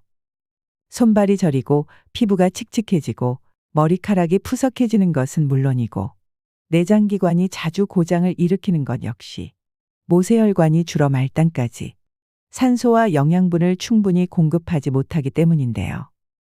나쁜 피, 나쁜 혈액순환은 거의 모든 질병을 품은 시한폭탄이 되고 맙니다. Part 1. 혈관 나이를 젊게 되돌리는 4가지. 첫 번째, 몸을 따뜻하게 유지하고 언제 어디서나 춥지 않게 생활한다. 체온이 1도 내려가면 대사가 12%나 떨어진다고 한다. 몸이 차가워지면 혈류가 정체되고 혈류의 정체는 곧 혈관의 노화로 이어진다. 두 번째, 혈류를 증가시키는 음식을 먹는다. 과식은 몸속 노폐물을 증가시키고 배설 기능을 떨어지게 해 혈액을 탁하게 만드는 원인이 된다. 따라서 배가 터질 것처럼 많이 먹지 말고 조금 덜 먹었나 쉽게 먹는 것이 좋다. 또한 생강, 양파와 같이 혈류를 증가시키는 식품을 적극적으로 찾아 먹으면 혈관을 젊게 되돌릴 수 있다. 세 번째, 몸을 자주 주무르거나 누른다. 혈류가 좋아지는 혈자리가 따로 있다. 이곳을 자주 누르거나 주무르면 정체된 혈액이 정상적으로 잘 순환하게 된다. 평소 운동량이 부족한 사람은 가급적 몸을 활발하게 움직이는 것이 중요하다. 네 번째, 몸과 마음의 생기와 활력을 되찾는 데 집중한다. 스트레스도 혈류를 악화시키는 중요한 요인이다. 평상시 스트레스를 많이 받거나 풀지 못하고 쌓아두고 사는 사람은 혈액순환도 좋을 수가 없다. 스트레스 상황에서 벗어나 편안하게 쉴 수 있는 환경을 만들고 몸과 마음의 생기를 되찾아야 한다. 그러면 혈류가 안정되고 혈관도 젊어진다. Part 2. 손끝 발끝까지 온몸을 따뜻하게. 끓인 물을 매일 천천히 마신다. 시간도 돈도 그다지 큰 노력도 들지 않고 간단하게 건강해지는 방법이 따뜻한 물 건강법이다. 그냥 맹물만 데워서 마시면 된다. 위장이 따뜻해지고 혈액순환이 원활해지면서 건강과 미용에 좋은 영향을 준다. 우리는 손과 발처럼 몸의 표면이 차가워지는 것을 걱정하지만 사실 위장 등의 내장기관도 차가워지기 쉬운 부분 중 하나다. 몸 속이 차서 위장의 혈류가 나빠지면 소화불량, 변비 등이 나타날 뿐만 아니라 피부가 거칠어지고 머리카락이 푸석푸석해지는 경우도 있다. 따뜻한 물을 조금씩 자주 마셔 위장을 따뜻하게 하면 이런 증상이 개선된다. 한 가지 팁을 알려주자면 따뜻한 물에 시나몬 같은 향신료를 첨가하면 혈액순환이 더욱 촉진되어 효과적이다. 뜨거운 수건을 목과 어깨에 댄다. 만성적으로 목이나 어깨가 뭉쳐있고 뻐근한 사람들이 많다. 이런 증상은 지압이나 마사지를 받으면 조금 호전된 듯해도 며칠 안가 금세 본래대로 돌아가곤 한다. 이것은 오랜 시간 나쁜 자세로 있어서 부분적으로 혈액순환이 안 좋아진 탓이다. 나쁜 자세로 장시간 책상에 앉아서 일하는 사람은 일상의 생활 습관이 원인이므로 한 달에 한 번 정도 전문가의 시술을 받는다고 해서 증상이 쉽게 개선되지는 않는다. 그것보다 매일 환부를 따뜻하게 하는 습관을 들이는 편이 더 효과적이다. 뜨거운 수건으로 목과 어깨를 자주 따뜻하게 해주면 혈액순환이 좋아지는 것은 물론 경직된 근육이 풀려서 몸과 마음이 편안해진다. 자기 전에 하면 숙면을 돕는 효과도 얻을 수 있다. 꽉 쬐는 옷을 입지 않는다. 중년 여성들은 날씬해 보이기 위해 보정 속옷을 많이 입는다. 스타일을 우선시한 패션이 다 나쁜 것은 아니지만 꽉 쬐는 옷이 나도 모르는 사이에 냉증의 원인이 된다. 예를 들어 손끝에 피가 났을 때 반창고를 돌돌 감아 꽉 쬐어두면 출혈이 멈추지만 손가락 끝은 적자색이 된다. 피가 잘 안 통한다는 뜻이다. 마찬가지로 몸을 꽉 쬐는 옷을 입으면 그런 현상이 몸 이곳저곳에 나타난다. 몸이 압박되면 혈류가 나빠지고 냉증과 고혈압을 초래하므로 꽉 쬐는 옷은 가급적 입지 않도록 하자. Part 3. 혈액순환에 좋은 음식을 올바르게 먹는 법. 수분을 지나치게 많이 섭취하지 않는다. 물을 많이 마시면 독소가 빠져나가서 체내가 깨끗해진다거나 물은 칼로리가 없으므로 많이 먹어도 된다고 생각하기 쉬운데 이는 잘못된 생각이다. 물을 지나치게 많이 섭취하면 한방에서 말하는 수독이라는 증상이 생기기도 한다. 수독이란 기, 혈, 수 중에서 수가 체내의 필요 이상으로 쌓인 상황을 말한다. 수독은 냉증이나 붓기를 악화시키기도 한다. 물이 직접 지방으로 바뀌는 일은 없지만 물이 체내에 쌓이면 당연히 체중이 증가하고 겉모습도 뚱뚱해 보인다. 따라서 물을 벌컥벌컥 마시지 말고 조금씩 천천히 마시자. 하루에 섭취하는 모든 수분의 합을 2000m 이하로 유지하는 것이 좋다. 너무 찬물도 안 된다. 상온의 물을 조금씩 마시도록 유의하자. 아침에 디톡스 주스를 마신다. 현대인은 고단백, 고지방의 음식을 즐기는 경향이 있어 영양이 과다한 상태다. 과식하면 대사가 잘 되지 않은 물질이 체내에 쌓여 혈액이 탁해진다. 그래서 아침 메뉴만 바꾸는 방법을 시도해 보기 바란다. 그러면 위장이 쉴 수 있어 각종 증상이 개선된다. 뿐만 아니라 혈액이 깨끗해지고 순환이 원활해진다. 아침에는 디톡스 효과가 좋은 당근 플러스 사과 주스를 마신다. 상온에 둔 당근 2개, 사과 1개를 적당한 크기로 잘라 믹서에 넣고 잘 갈아서 마신다. 몸에 좋은 기름을 먹는다. 똑같은 기름이라고 해도 원재료에 따라 종류가 다양하다. 또한 함유된 지방산의 종류에 따라 몸에 좋은 기름과 나쁜 기름이 있다. 일반적으로 요리에 자주 사용되는 샐러드유는 오메가6라는 지방산이 주 성분으로 과도하게 섭취하면 체내 세포를 손상시키는 등 몸에 안 좋은 작용을 한다고 알려져 있다. 반면 등 푸른 생선의 기름에는 EPA라는 오메가3로 분류되는 지방산이 함유되어 있어 몸속에 들어가면 딱딱해진 적혈구의 막을 부드럽게 하거나 혈소판이 굳는 것을 막아주는 물질을 생성한다. 그래서 EPA는 적극적으로 섭취해야 할 기름 중 하나다. 그 외에 올리브 오일이나 기버터 등도 혈류를 개선해준다. 생채소보다 익힌 채소를 먹는다. 채소는 건강과 미용에 빠질 수 없는 중요한 식재료지만 다 좋은 것은 아니다. 몸을 차게 하는 음성 채소와 몸을 따뜻하게 하는 양성 채소가 있다. 익히지 않고 먹으면 몸을 차게 해서 혈류를 나쁘게 만드는 채소도 있다는 말이다. 토마토나 오이 등 여름이 제철인 채소는 음성이고 당근이나 양파 등 겨울이 제철인 식품은 양성인 것이 많으므로 계절에 따라 구분하는 것으로 기억해두자. 몸을 차게 하지 않고 채소를 많이 먹으려면 어떻게 해야 할까? 익혀서 먹는 것을 추천한다. 다만 가열하면 영양분이 빠져나가는 채소도 있으므로 수프로 만들어 국물까지 먹으면 영양분을 다 섭취할 수 있다. 절인 음식을 먹을 때는 김치를 고른다. 김치에 포함된 매운맛 성분인 캡사이신은 혈관을 넓혀서 온몸의 혈류를 원활하게 해주는 작용을 한다. 게다가 김치가 익으면서 생겨나는 유산균은 장내 환경을 개선하고 변비를 예방하고 개선하는 효과도 있다. 또한 콜레스테롤을 제거하는 효과도 있으므로 다이어트에도 최적화된 음식이다. 또한 캡사이신은 먹는 것 외에 피부로도 성분이 침투하므로 입욕제 대신 소량 사용하면 혈액순환을 촉진하고 몸을 따뜻하게 해주는 효과를 기대할 수 있다. Part 4. 모세혈관을 되살리는 생활습관 만들기. 햇빛을 받으며 하루를 시작한다. 온종일 집 안에 틀어박히면 기분이 답답해지고 밤에 잠이 오지 않는다. 단순히 활동량이 적어서 그런 것만은 아니다. 햇볕을 받지 않아서 체내 시계가 뒤죽박죽 되었을 수도 있다. 그런 상태를 그대로 방치해서는 안 된다. 그런 상태는 점차 우울증이나 자율신경실조증으로 발전할 가능성이 있기 때문이다. 이때 체내 시계를 초기화할 필요가 있다. 그러면 아침에 상쾌하게 일어나고 밤에는 자연히 졸음이 쏟아진다. 체내 시계 초기화 방법은 바로 햇빛을 충분히 받는 것이다. 아침에 일어나면 일단 창문을 열고 햇빛을 충분히 받자. 눈부시다고 느낄 정도로 햇볕을 충분히 받는 것이 중요하다. 우리 몸은 햇빛을 받으면 행복 호르몬인 세로토닌을 분비한다. 또한 멜라토닌 덕분에 밤에 숙면할 수 있다. 하루에 1만 보를 목표로 걷는다. 가벼운 유산소 운동 중 가장 먼저 떠오르는 것은 워킹이다.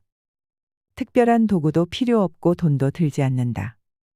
간단한 집안일을 하고 집 근처에서 장을 보는 사람은 하루 평균 4,000보 정도 걷는다고 한다. 1만 보를 걸으려면 그보다 2배 이상 움직여야 한다.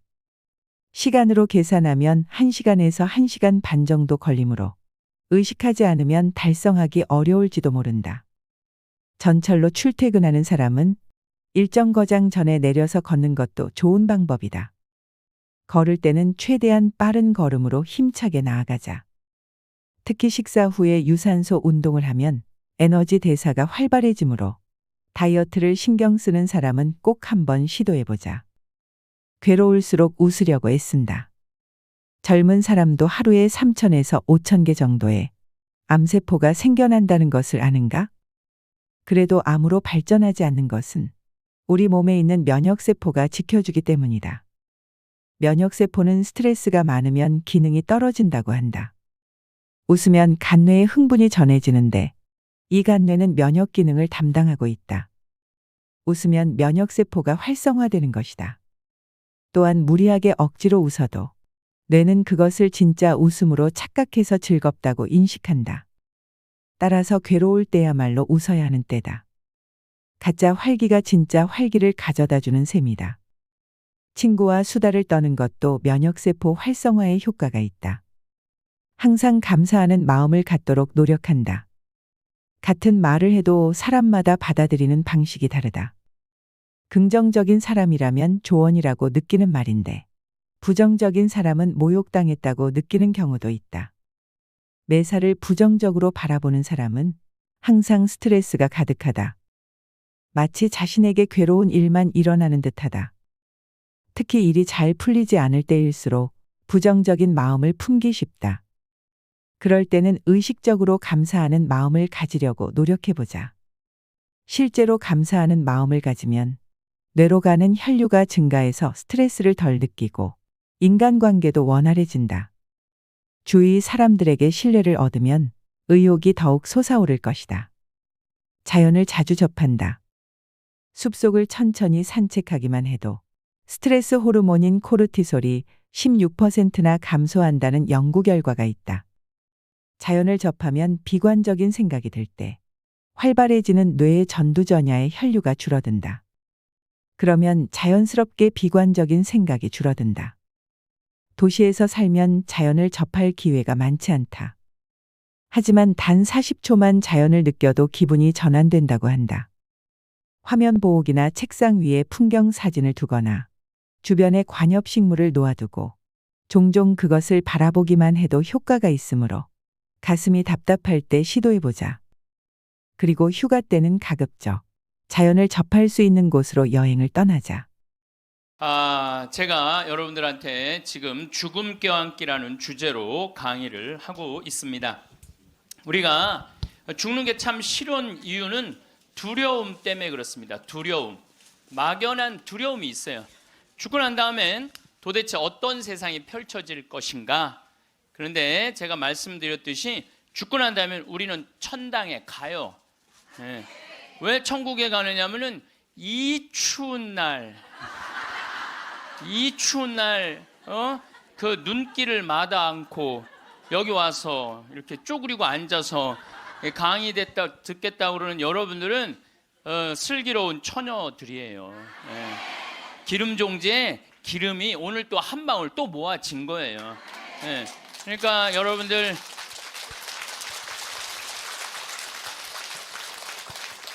이제 죽는 거 싫어요? 좋아요? 좋아요. 좋아야 돼. 싫어하면 안 돼요. 예. 그리고 우리가 천국에 가면 더 이상 부당한 대우 받지 않고 서름 받지 않아요. 하느님께서 어느 누구든 위로해 주시고 따뜻하게 감싸 주시기 때문에 우리는 죽음 이후를 막연히 두려워할 필요가 없다는 거예요. 예. 예수님께서 나는 부활이요 생명이다. 나를 믿는 사람은 죽더라도 영원히 죽지 않는다 말씀하신 것처럼 우리는 죽는 게 죽음이 아니야. 새로운 삶으로 옮아가는 여정일 뿐입니다. 여러분들 그 누에가 알이 되고 꼬치가 돼갖고 누에가 되고 난 다음에 그 다음에 어떻게 돼요? 나비가 돼서 날아가잖아요. 그 누에 꼬치로 있을 때 아주 볼품이 없잖아요. 근데 나비로 날아갈 때는 얼마나 아름다워요. 그러니까 우리가 천국에 가서는 지금 모습보다 훨씬 아름다울 거예요. 그랬더니 어떤 분이 딱 미국에서 강의를 하는데 맨 앞에서 강의를 열심히 듣던 분인데 굉장히 뚱뚱해요. 그런데 그분이 손을 들더니 신부님, 나도 천국에 가면 날씬해지고 아름다워집니까? 그렇게 물어보더라고요. 그래서 제가 이렇게 대답을 했어요. 날씬하게 될지는 모르지만 아름답긴 할 거다. 아름답긴 할 거다. 어쨌든 우리가 두려움이, 막연한 두려움이 있어요. 근데 하느님을 믿는 우리들은 죽는 것에 대한 두려움 가질 필요 없어요. 하느님께서 우리를 천국으로 초대해 주실 것이고, 예수님이 뭐하러 그렇게 십자가에 힘들게 못 박혀 돌아가셨어요? 많은 사람들을 구원하시기 위하여 돌아가신 거예요. 여러분들은 그 부활 신앙을 믿어야 돼. 우리 그리스도인들에게 최대의 신앙의 핵심은 부활 신앙이에요. 내가 나비보다 훨씬 아름다운 모습으로 부활할 거라는 이 믿음. 그래도 죽는 게 싫어. 뭐 때문에 그래? 생이별 때문에 그래. 생이별. 아무리 죽어서 천당 간다 하더라도 이 세상에 죽으면 더 이상 사랑하는 아내 볼 수 없고, 남편 볼 수 없고, 자식 볼 수 없고, 부모님 볼 수 없기 때문에 이 생이별, 죽음 때문에 생이별이 되는 거예요. 죽으면 더 이상 사랑할 수도 없고, 사람으로서 도리도 못하고, 내가 누리고 싶은 호강도 못 누리고, 이 세상에서 고생만 하다가 죽는 게 싫은 거예요. 그래서 여기 계신 분들 중에 죽기 직전에 후회하지 말고, 죽기 전에 내가 뭘 할 걸 그런 거 후회하지 말고, 혹시 돈 100억 정도 있는 분들은 한 10억, 20억만 놔두고 80억은 쓰세요. 맛있는 것도 사 먹고 여행도 다니고, 그러면 되지. 제가 요즘 바빠서 텔레비전은 거의 못 보지만은 BBC에서 아주 재미난 프로그램을 해요. 영국 BBC에서 백만장자가 자기 신분을 감추고 아주 힘들게 사는 동네에 들어가는 거예요. 그래서 거기서 정말 열심히 사는 사람을 찾아내는 거예요. 찾아내서 이 사람이 백만장자인데도 불구하고 자기도 가난한 것처럼 해서 그 사람이 정말 열심히 살고 성공할 수 있는 가능성이 있으면은 한 달, 2달 같이 지내다가 마지막에 깜짝 선물을 해주는 거예요. 당신 내가 커피숍 차릴 수 있도록 가게를 내주겠다. 이런 프로그램이 있어요. 그러니까 이 백만장자가 하는 거야. 백만장자가. 여러분들은 못하죠. 여러분들 누굴 커피숍을 차려줘. 백만장자가 하는 건데, 제가 너무 감동적인 그 장면 하나는, 그 무료 급식소를 봉사하는 사람이야. 그 무료 급식소를 운영하는 남자인데 백만장자가 들어와서 같이 급식을 해주는 거예요. 근데 이 사람은 무료 급식소를 하니까 휴가도 한 번도 못 간 거야. 자기 있는 거 다 끌어다가 했는데, 백만장자가 마지막에 난 당신한테 감동받았다. 내가 앞으로 당신 무료 급식을 계속 할 수 있도록 돈을 대주겠다. 근데 더 기가 막힌 거는, 가만히 보니까 봉투를 하나 더 줘요. 더 주면서 가만히 보니까 당신 무료 급식소 하느냐고 휴가 한 번을 못 갔는데, 이거는 당신 자신을 위한 휴가 비행 티켓이고 호텔 예약권이다. 자신을 위해서도 휴가를 한번 가라. 저 그걸 보는데 막 가슴이 막 먹먹하더라고요. 그러니까 돈 많은 사람이 좀 그렇게 살았으면 좋겠어. 돈 많은 사람이 그렇게 살았으면 좋은데, 우리나라 부자들은 그런 멋이 없어요. 근데 영국 BBC에서 그걸 하니까 미국에서도 요즘은 해요. 그래서 이 백만장자들이 어려운 사람들을 가서 계속 깜짝깜짝 그러니까 사회가 건강해지는 거예요. 우리가 죽을 때 돈 가지고 가는 거 아닙니다. 죽을 때 가지고 가는 거 땅, 재산, 이게 아니에요. 공술의 공수거예요. 빈손으로 왔다, 빈손으로 가는 거예요. 가지도 못하고 쥐고 그냥 이거 주려고 인간성도 버리고 나쁜 짓이란 나쁜 짓 다 골라하면서 죽는 사람들 보면 참, 제가 보기에는 참 가슴이 아파. 유병원 씨 그렇게 돈을 많이 모아놨다가 결국 죽을 때 돈 갖고 갔어요? 한 푼도 못 갖고 갔어요. 어떻게 했어? 다 놔두고 갔어요. 마지막에 뭐 순천 쪽에서 도망 다닐 때 현찰이 8억 6천, 우리나라 돈 8억 6천 있고 달러가 16만 달러, 1억 6천이 있었대요. 근데 그거 손도 못 댔어요. 마지막에 그 집에서 도망 나갈 때 이 가방에 마지막에 있었던 건 수쿠알렌 몇 알 딱 갖고 떠난 거야. 수쿠알렌 몇 알. 여러분들 죽을 때 돈 갖고 떠나는 게 아니에요. 우리가 죽을 때 뭘 갖고 가느냐면은 추억 갖고 떠나는 거. 추억. 내가 이렇게 인생을 돌아봐서 야, 난 정말로 즐거웠어. 나 정말로 행복했어. 이런 추억이 있는 사람이 죽을 때 행복하게 죽을 수 있어요. 여러분들도 가만히 인생 돌아봐서 즐거웠던 추억이 하나도 없어. 고생만 슉샬나게 추억밖에 없어. 그렇다면 여러분들 인생 잘못 사는 거예요. 오늘 추억이 하나도 없는 분들은 추억을 만드세요. 예, 프로그램을 짜세요. 자기 그 백만장자가 그 무료급식 한다고 몇 년 동안 3년 동안 휴가도 한 번 안 간 사람한테 자신을 위해서도 시간을 내라고, 남을 위해서 희생만 하지 말고. 왜냐하면 사람이요, 남을 위해서 너무 희생하다 보면 지쳐요. 저는 제 인생을 이렇게 돌아보면은 전 정말 행복한 사람 중에 하나예요. 저는 초등학교 때 토요일 일요일이 되면 아버지하고, 전 수원 사람인데 매일 뒤에 광교산에 놀러를 갔어요. 광교산에 가서 가재 잡고 메뚜기 잡고, 가을이면 도토리 줍고 밤 따고 감서리하고, 그 다음에 도라지 캐고 더덕 캐고. 그러니까 초등학교 때 며칠 전에 성복동 성당이라는 곳에 강의를 갔는데 광교산 밑에 있더라고. 다 생각이 나요. 상강교, 하강교, 뭐 미군 레이더 기지, 뭐 주한말 농장, 뭐 쫙 지금도 40년 전 일인데 머릿속에 아직도 그 즐거웠던 추억이 그대로 남아 있어요. 나 초등학교 때 공부했던 기억은 거의 없어요. 매일 놀러 다녔던 기억. 그 생각하면 참 행복해요. 그리고 광교산만 가면은 아, 내가 여기서 초등학교 때 여기서 즐겁게 놀았지. 중고등학교 때 또 성당 참, 학교는 일요일은 안 갔는데 성당은 월요일부터 일요일까지 갔어. 월요일부터 일요일까지. 그 여름에 캠프 간다고 우리 때는 4박 5일 갔어요. 그때는 또 어디 놀러를 갈 때가 있어요. 성당에서 가는 캠프가 최고의 행사였죠. 그럼 뭐 조 모임 하면은 뭐 너는 쌀 갖고 와라, 넌 냄비 갖고 와라, 넌 텐트 갖고 와라, 남자 5 여자 5 같은 조로, 이건 뭐 살림살이 떠나는 거하고 똑같은 거예요. 살림살이 떠나는 거하고. 얼마나 그 중고등학교 때 성당에서 떠나는 캠프가 얼마나 좋았는지 몰라요. 예. 그리고 뭐 내가 이 가을에는 예술제 한다고 연극하고 노래하고, 이제 성탄 때만 되면 예수님 성탄 전야제 한다고 모여갖고 뭐, 정말 지금 생각해보면 그때 그 사춘기에 느낄 수 있는 모든 행복을 다 느꼈던 것 같아요. 그리고 우리 때는 또 남녀공학이 분명했을 때인데 성당만 가면 그 이쁜 아가씨들이 그냥 얼마나, 우리 성당에 특별히 이쁜 여자애들이 많이 왔던 것 같아요. 그리고 그 성당 그때 학생의 프로그램이요 너무너무 좋았어요. 지금 애들이 학원에 다니지만 우리 때는 뭐 학원 그런 게 어디 있어요.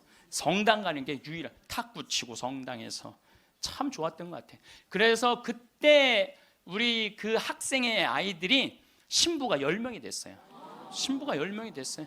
그래갖고 지금 우리 교구에 뭐 사무처장, 관리국장, 사무국장, 다 사목국장, 우리 성당 출신 신부들이 다 하고 있어요. 다 하고 있어요. 그렇게 그때 그 신앙의 그 교육이 풍요로웠던 거죠. 예. 그리고 수녀님들도 많이 나오고, 그 유명한 수녀님들 중에 하나는 또 누구냐 하면은 김혜윤 베아트릭스 수녀라고, 성서 가르치는 수녀님 있잖아요. 뭐 같은 성당을 다녔지만 그 수녀님하고 우리는 질이 달랐어요. 그 수녀님은 공부를 너무너무 잘해갖고 전교 1등을 놓친 적이 우리는 저 밑에서 그냥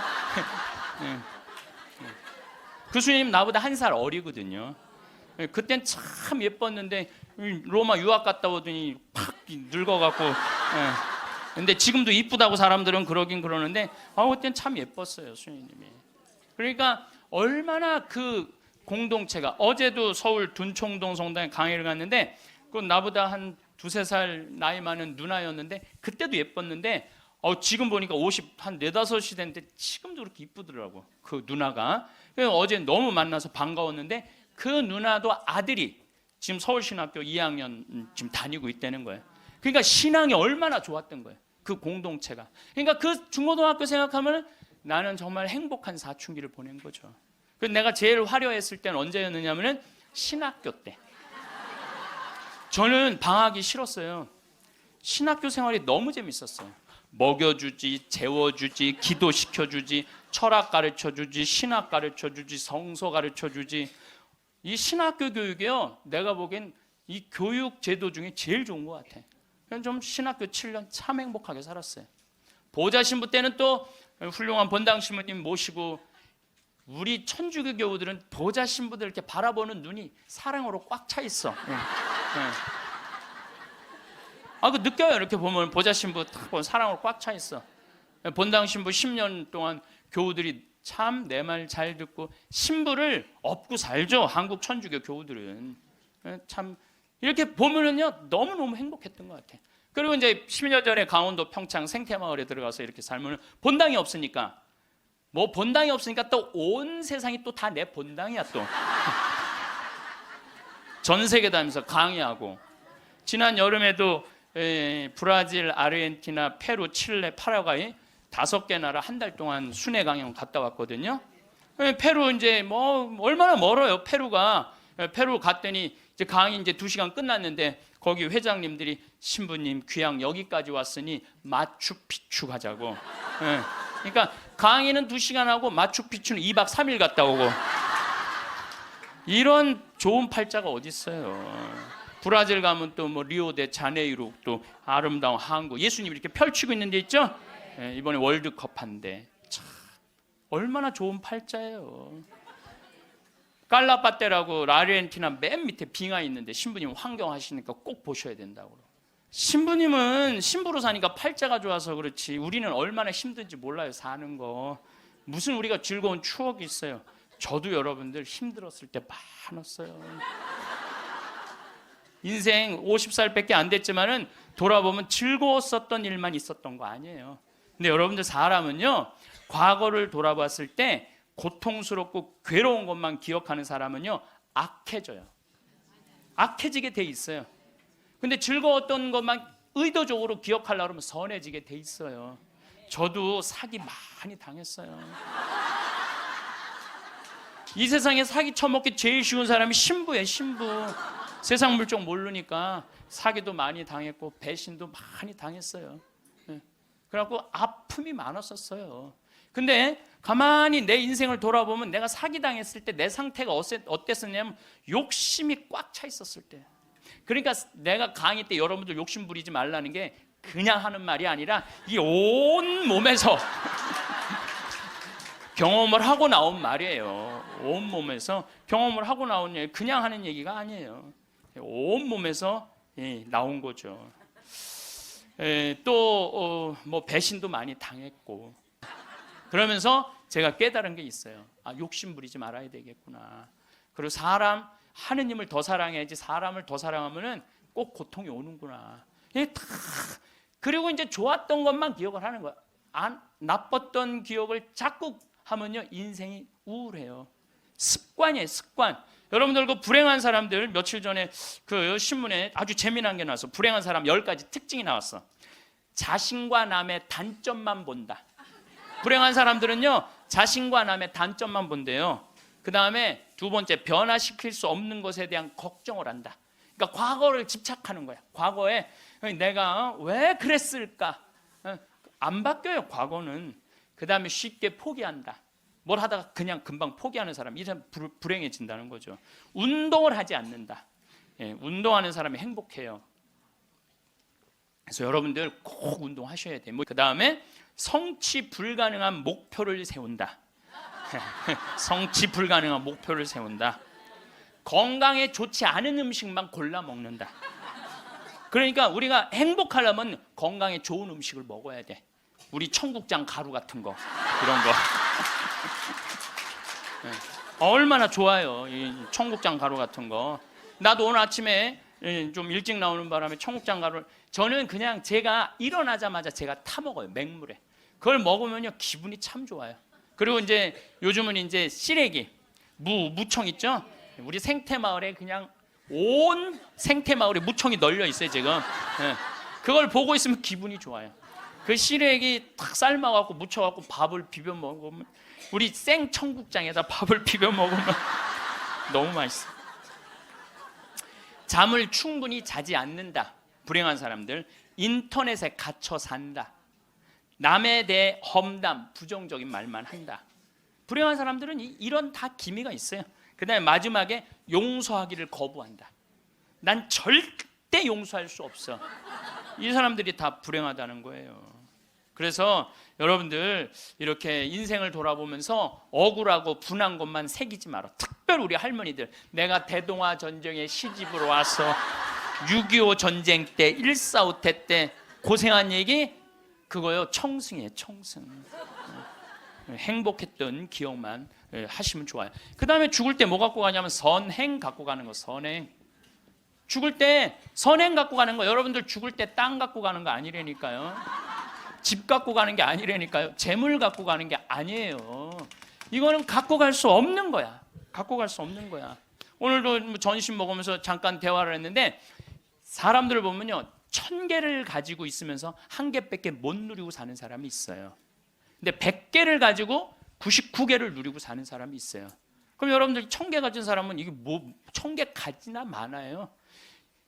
이 사람이 죽을 때 그랬는데 돈이 너무 많은 사람은 그걸 못 쓰고 죽어서 못 죽는데요. 돈이 너무 많은 사람들은. 그러니까 쓸 수 있을 때 열심히 쓰라는 거예요. 두 번째로는 선행이야. 마태복음 25장에 예수님이 이런 얘기를 합니다.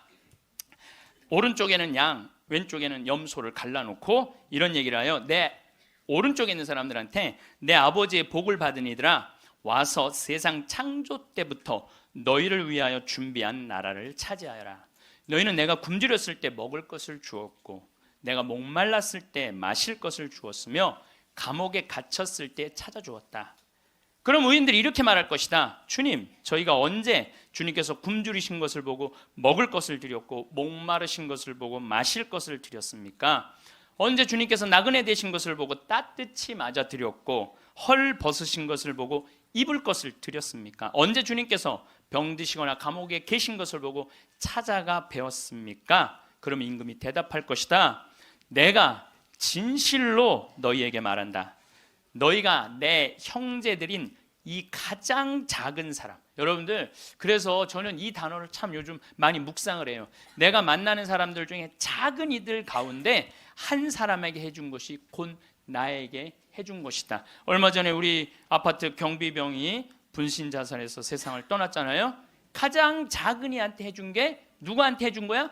예수님. 이 지금 대한민국 사람들이 이 말씀을 새겨야 돼요. 돈 좀 벌었다고 작은 이들을 무시하는 이런 사회, 이 왼편 염소 쪽으로 가는 거예요. 여러분들 오른편 양쪽으로 가려면 어떻게 해야 돼? 작은 이들 중에 목마르고 헐벗고 배고프고 감옥에 갇히고 나그네 된 사람한테 따뜻하게 대해야 되는 거예요. 록펠러라고 있어요. 미국 부자. 이 사람 죽었는데 얼마나 부자냐면 1850년도에 태어난 사람인데 55살에 전 세계의 90%를 줘요. 세계에서 최고로 부자였어요. 55살에 이 사람이 불치병을 딱 판정을 받아요. 1년밖에 못 산다고. 1년밖에 못 사니 전 세계 최고의 부자인데 55세 1년밖에 못 사니 얼마나 기가 막혀요. 병원에서 탁 나오는데 이렇게 보니까 병원 정가운데 뭐라고 써 있느냐면은 받는 자보다 주는 자가 행복하다. 그거를 봐요. 그거를 보고 막 가슴에 전율을 느껴요. 어떤 전율을 느끼냐면 자기는 돈이 그렇게 많은데도 준 적이 없는 거야. 막 회사 병합하고 뺏고 막 이랬거든요. 아주 냉혈한이었어요. 예. 완전히. 그래갖고 가만히 나는 그 많은 돈 중에 준 적이 없네. 준 적이 없네. 여러분들 마음 가끔 이렇게 말하는 분들이 있어. 누가 나 좀 돈 좀 안 주나? 이 사람 불행한 거예요. 이 사람 무조건 불행한 거예요. 내가 누구 돈 좀 줘야지 이 사람이 행복한 거예요. 항상 얻어먹을 자세가 돼 있는 사람은 불행한 거예요. 주려고 그래야 돼. 주려고. 그래서 저는 본당 신부하면서도 교우들하고 밥을 먹어도 정말 내가 냈지 교우들이 돈 못 내게 했어요. 왜냐하면 가만히 보면 교우들 먹고 살기 바쁜데 자식도 공부시키고 월세 세금 내기 바빠 죽겠는데 신부한테까지 돈을 뺏기면서 밥을 사주는 거예요. 이게 그래서 나는 내가 다 정말 많이 냈어요. 그 처음에 신부님한테 밥 얻어 먹은 적이 평생에 처음이라는 교우들을 참 많이 봤어요. 신부님 무슨 돈이? 나 돈 많아. 나는 강사료도 많고 인세가 또 많이 들어오잖아요. 나는 인세도 많이 들어오고 그래서 난 많으니까 걱정하지 마라. 그래갖고 난 다 사줬어요. 그래도 난 내 주머니에 한 번도 돈이 떨어져 본 적이 없어요. 이게 언제 들어오냐면 내 영명 축일 때 다 들어온다니까요. 내 영명 축일 때. 그리고 예수님이 뭐라 그러냐면 5,000명 빵 먹일 때 너희들이 줘라. 그러니까 제자들이 이제 이 많은 사람들 어떻게 우리가 주냐 그러니까 예수님이 이런 말을 해요. 너희가 거저 받았으니 거저 주어라. 참 이 말이 전 좋아요. 우리가 나누지 못하기 때문에 인생이 괴로운 거죠. 그래갖고 록펠러가 나는 이렇게 많이 줄 수 있는데 내가 하나도 못 주고 죽는구나. 근데 마침 그 병원에서 호텔 로비에서 딸아이 입원비가 없어갖고 막 병원 사람들한테 제발 내 딸 좀 입원 시켜달라고 막 울며 불며 매달리는 엄마를 봐요. 록펠러가 그걸 보고 비서를 시켜서 병원비를 대주라고. 병원비를 대줬는데 그 소녀가 기적같이 나요. 록펠러가 너무너무 행복한 거야. 야, 나도 이렇게 나누니까 이렇게 좋으네. 내가 남은 1년 동안 나눠야 되겠다. 그래서 막 시카고 대학도 세우고 병원 한 2,000개 세우고 도서관도 세우고 고아원도 세우고 그 남은 시간 동안 돈이 많으니까 엄청나게 나누기 시작을 했어요. 근데 그렇게 나누다 보니까 록펠러가 이 55세 죽는 데는 록펠러가 98까지 나누다 죽었습니다. 98까지 나누다 죽었어요. 그러면서 죽으면서 록펠러가 이런 얘기를 해요. 어떤 얘기를 하느냐면 내가 쥐려고 그랬던 55년은 쫓기고 살았다는 거예요. 인생을. 사람이 가지려고 그럴 때는요 인생을 쫓기게 돼 있어요. 근데 내가 나누기 시작하면서부터는 내 삶은 기쁨으로 가득 찼다고 그래요. 기쁨으로 가득. 그래서 여러분들 신부님 저는 주머니에 돈 한 푼도 돈이 부처님이 그랬잖아요. 나눠라 그러니까 저는 부처님 아무것도 가진 게 없습니다. 부처님이 뭐라 그래요? 왜 네가 가진 게 없냐? 네가 사람들하고 대화할 때 따뜻하게 웃어주는 것도 나누는 거다. 누가 사람이 얘기를 할 때 네가 자세를 낮추고 경청하는 것도 그것도 나누는 거다. 공손한 것도 나누는 거다. 여러분들 꼭 돈으로 나눠야 돼? 아니에요. 마음으로도 얼마든지 우리가 나눌 수가 있는 거예요. 저는 지난 월요일 날 너무너무 놀란 사건이 있었어요. 이게 참 신기해요. 성남에 사는 할머니도 나이가 85, 할아버지는 90인데 나한테 40억을 들고 왔어요.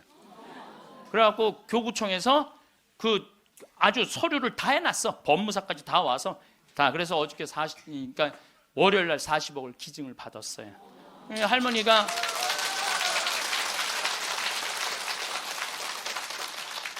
그러니까 되는 놈은 되는 거야.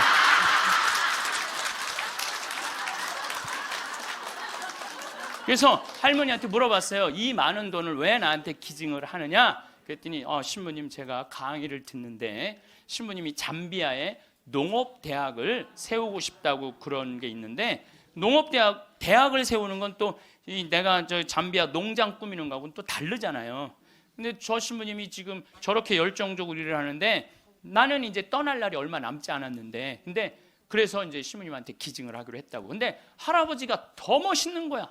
무엇이냐? 나한테 기증서 마지막 서류 등기 다 해갖고 왔어. 그래갖고 근데 지문이 안 나오는 거야. 나이가 많으시니까. 난 또 월요일날 처음 알았어요.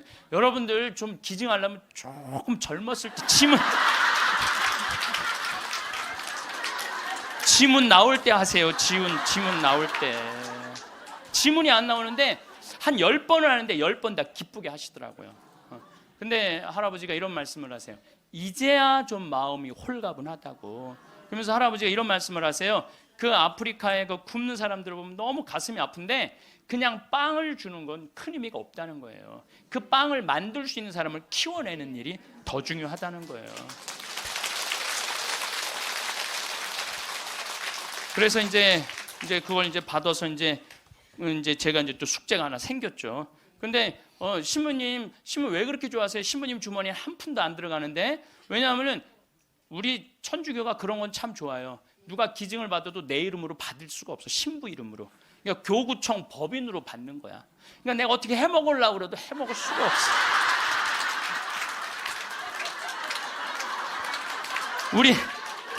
우리 주교님 도장을 훔쳐야지 해먹을 수 있는 거니까. 주교님 도장을 훔쳐야지.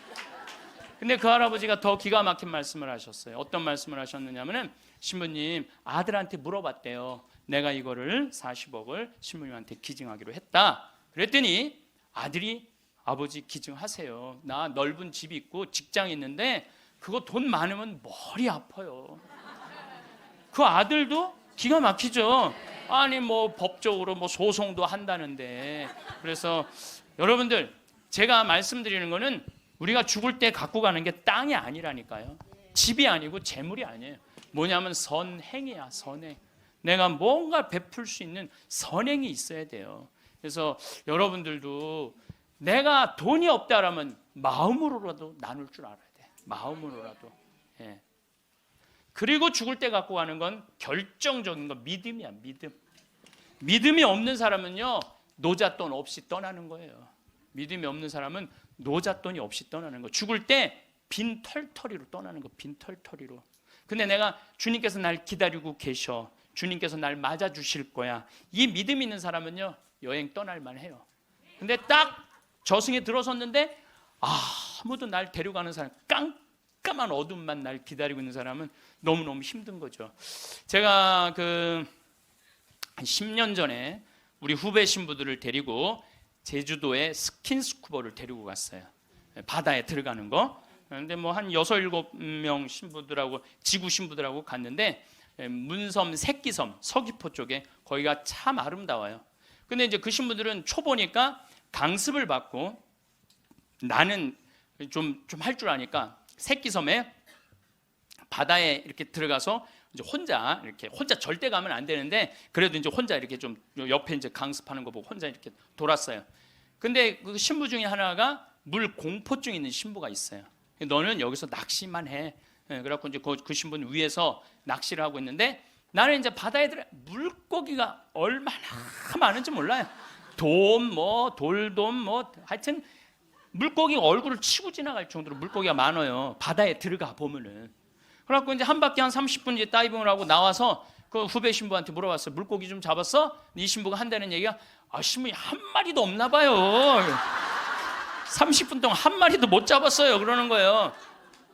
그 많은 물고기를 두고 그 위에서 낚시하는 사람은 한 마리도 없는 줄 알고 그냥 계속 한 마리도 없다고 투정을 부리더라고요. 신앙생활도 똑같아요. 신앙생활도 내가 하느님을 믿고 하느님 안으로 빠져들면은요 그 안에는 온 세상이 하느님의 섭리야. 하느님의 손길이고 하느님의 사랑이야. 근데 많은 사람들은 그 물속에 뛰어들지 않아요. 뛰어들지 않고 바깥에서 있는 거야 없는 거야 하느님 계신 거야 안 계신 거야 이러고 있으니까 잡아요 못 잡아요? 못 잡아요. 여러분도 오늘도 야 명동에 오늘 그 신부님 강의 간대자 가자 데리고 올라오래. 아유 뭘 가 니네나 가. 난 나중에 기회 되면 갈게. 그 사람은요 못 잡는 거예요. 물고기를 못 잡는 거예요. 얼마나 하느님 안에 들어가면은 신앙의 보물이 얼마나 많은데. 또 우리 보자 신부님이 그런 얘기를 해요. 보자 신부님이 자기 낚시를 참 좋아해요. 우리 보자 신부님이. 근데 신부님 강론 때 그러더라고요. 보면은 아무리 물고기가 안 나와도 한 자리에서 4시간, 5시간 앉아있으면 결국은 나올 때 되면 밑밥을 뿌리면은 나올 때 되면 엄청나게 나온다는 거예요. 우리 보자 신부님이 우리 조카 며느리 아이가 아기를 가져갖고 잉어를 좀 해달라는 거예요. 가면 막 이렇게 잡아오는 거예요. 어떻게 이렇게 재주가 좋으냐 그러니까 신부님이 한 자리에 계속 있으면 잡는다는 거예요. 한 자리에 계속 있으면은. 근데 자기가 낚시터에 가보면 한 마리도 못 잡아가는 사람이 있대. 어떤 사람이냐면 1시간씩 옮기는 사람이에요. 이 사람은 하나도 못 잡고 가는 거야. 하나도 못 잡고. 그래서 신앙도 꾸준한 사람이, 변함이 없는 사람이 엄청난 보화를 끌어올릴 수 있는 거예요. 그래서 우리 죽을 때는 추억, 선행, 믿음 갖고 가는 거예요. 집 갖고 가는 게 아니라니까요. 어쨌든 내가 지난 2월 달에 이제 성주순례 이제 가서 이제 갈릴레아 호수를 도는데 그 갈릴레아에서 3일을 머물었어요. 갈릴레아가 신앙의 유산이 너무 많아요. 5천 명 먹이신 빵의 기적도 갈릴레아 호수에서 했지. 산상 설교도 갈릴레아에서 했지. 풍랑 걸은 데도 저 갈릴레아지. 제자들하고 예수님하고 만난 데도 갈릴레아지. 얼마나 많아요. 그러니까 거긴 3일을 머물렀죠. 3일을 머무르고 이제 저녁에 이제 모여갖고 80명 순례자들한테 오늘 느낀 신앙의 감동을 나눔 얘기를 하자고 그랬어요. 근데 참 우리 천주교 신자들은 이상하죠. 말 그렇게 잘하다가도 말씀 나누게 하자 그러면 입을 다물어. 말씀 나누게 하자 그러면. 내가 아는 뭐 몇몇 연예인도 있으면 연예인들을 만나고 얘기를 하면 신앙이 너무너무 좋아요. 그런데 방송에만 나가면 절대 말 안 해. 신앙에 대해서. 신기해. 개신교 성도들은 간증하라고 그러면 그냥 뛰어나가고 서로 하려고 그러는데 우리는 그냥 잘 놀다가도 자 지금부터 말씀 나누기 전에 내가 묵상을 했어요. 왜 우리 천주교 교우들이 이렇게 입이 무거운가. 내가 묵상을 했어요. 답을 찾아냈어요. 요셉 성인 닮아서 입이 무거운 거. 요셉 성인 닮아서. 요셉 성인이 참 입이 무거워요. 보면은 아니 장가를 가려고 딱 했는데 마리아가 애를 배 갖고 온 거야. 기가 막히잖아요. 나는 손도 잡은 적이 없는데 그럼 일반 사람이면 뭐라 그럴 거냐. 친구들한테 야 얘기 좀 하자. 야, 난 너무 고민이 있어. 아니 마리아가 결혼도 하기 전에 애를 배웠네. 이거 어떻게 하면 좋지? 분명히 이렇게 얘기했을 거예요. 근데 요셉 성인은 아무한테도 말하지 않고 혼자 파혼하기로 혼자만 마음속으로 생각을 해. 우리 천주교 교우들하고 똑같은 거예요.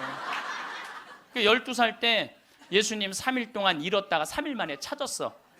3일 동안 근데 나는 요셉 성인도 참 대단해요. 내 애도 아니고 그렇잖아요. 내 애도 아니고 마누라도 내 마누라도 아니야. 사실은 그렇잖아요. 그런데 그 아이하고 그 엄마를 12년 동안 책임졌다는 건요. 보통 사람 아니면 못해요. 참 무직한 분이죠. 근데 3일 만에 잃어버렸는데 얼마나 애가 타게 찾았겠어요. 찾고 난 다음에 성모님이 얘야 네 아버지와 내가 너를 얼마나 찾았는지 모른다. 나는 이 말도 참 묵상을 많이 하는 말 중에 하나예요. 성모님도 시집을 막상 오긴 왔는데 뱃속에 아기가 이씨 들어왔으니 얼마나 미안해요. 그러니까 항상 요셉 성인한테 미안한 마음이 있었던 것 같아.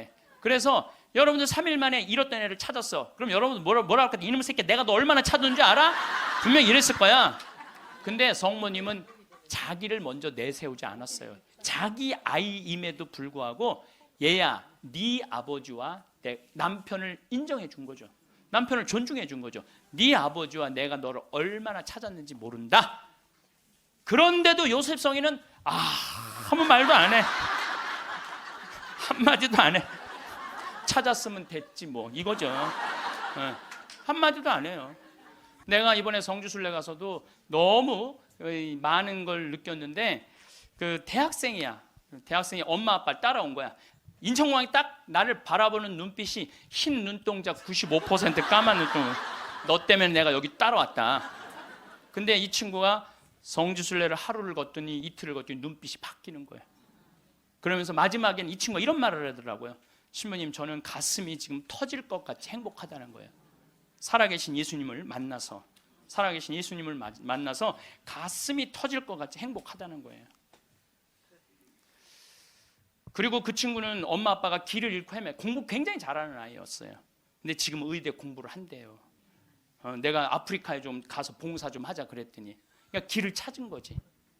그러니까 여러분들 제발 좀 죽기 전에 가지 말고 언제 가? 지금 가세요. 지금 가세요. 황창현 신부님은 죽을 때 가져가는 것은 돈도 명예도 아닌 행복했던 추억이라고 하십니다.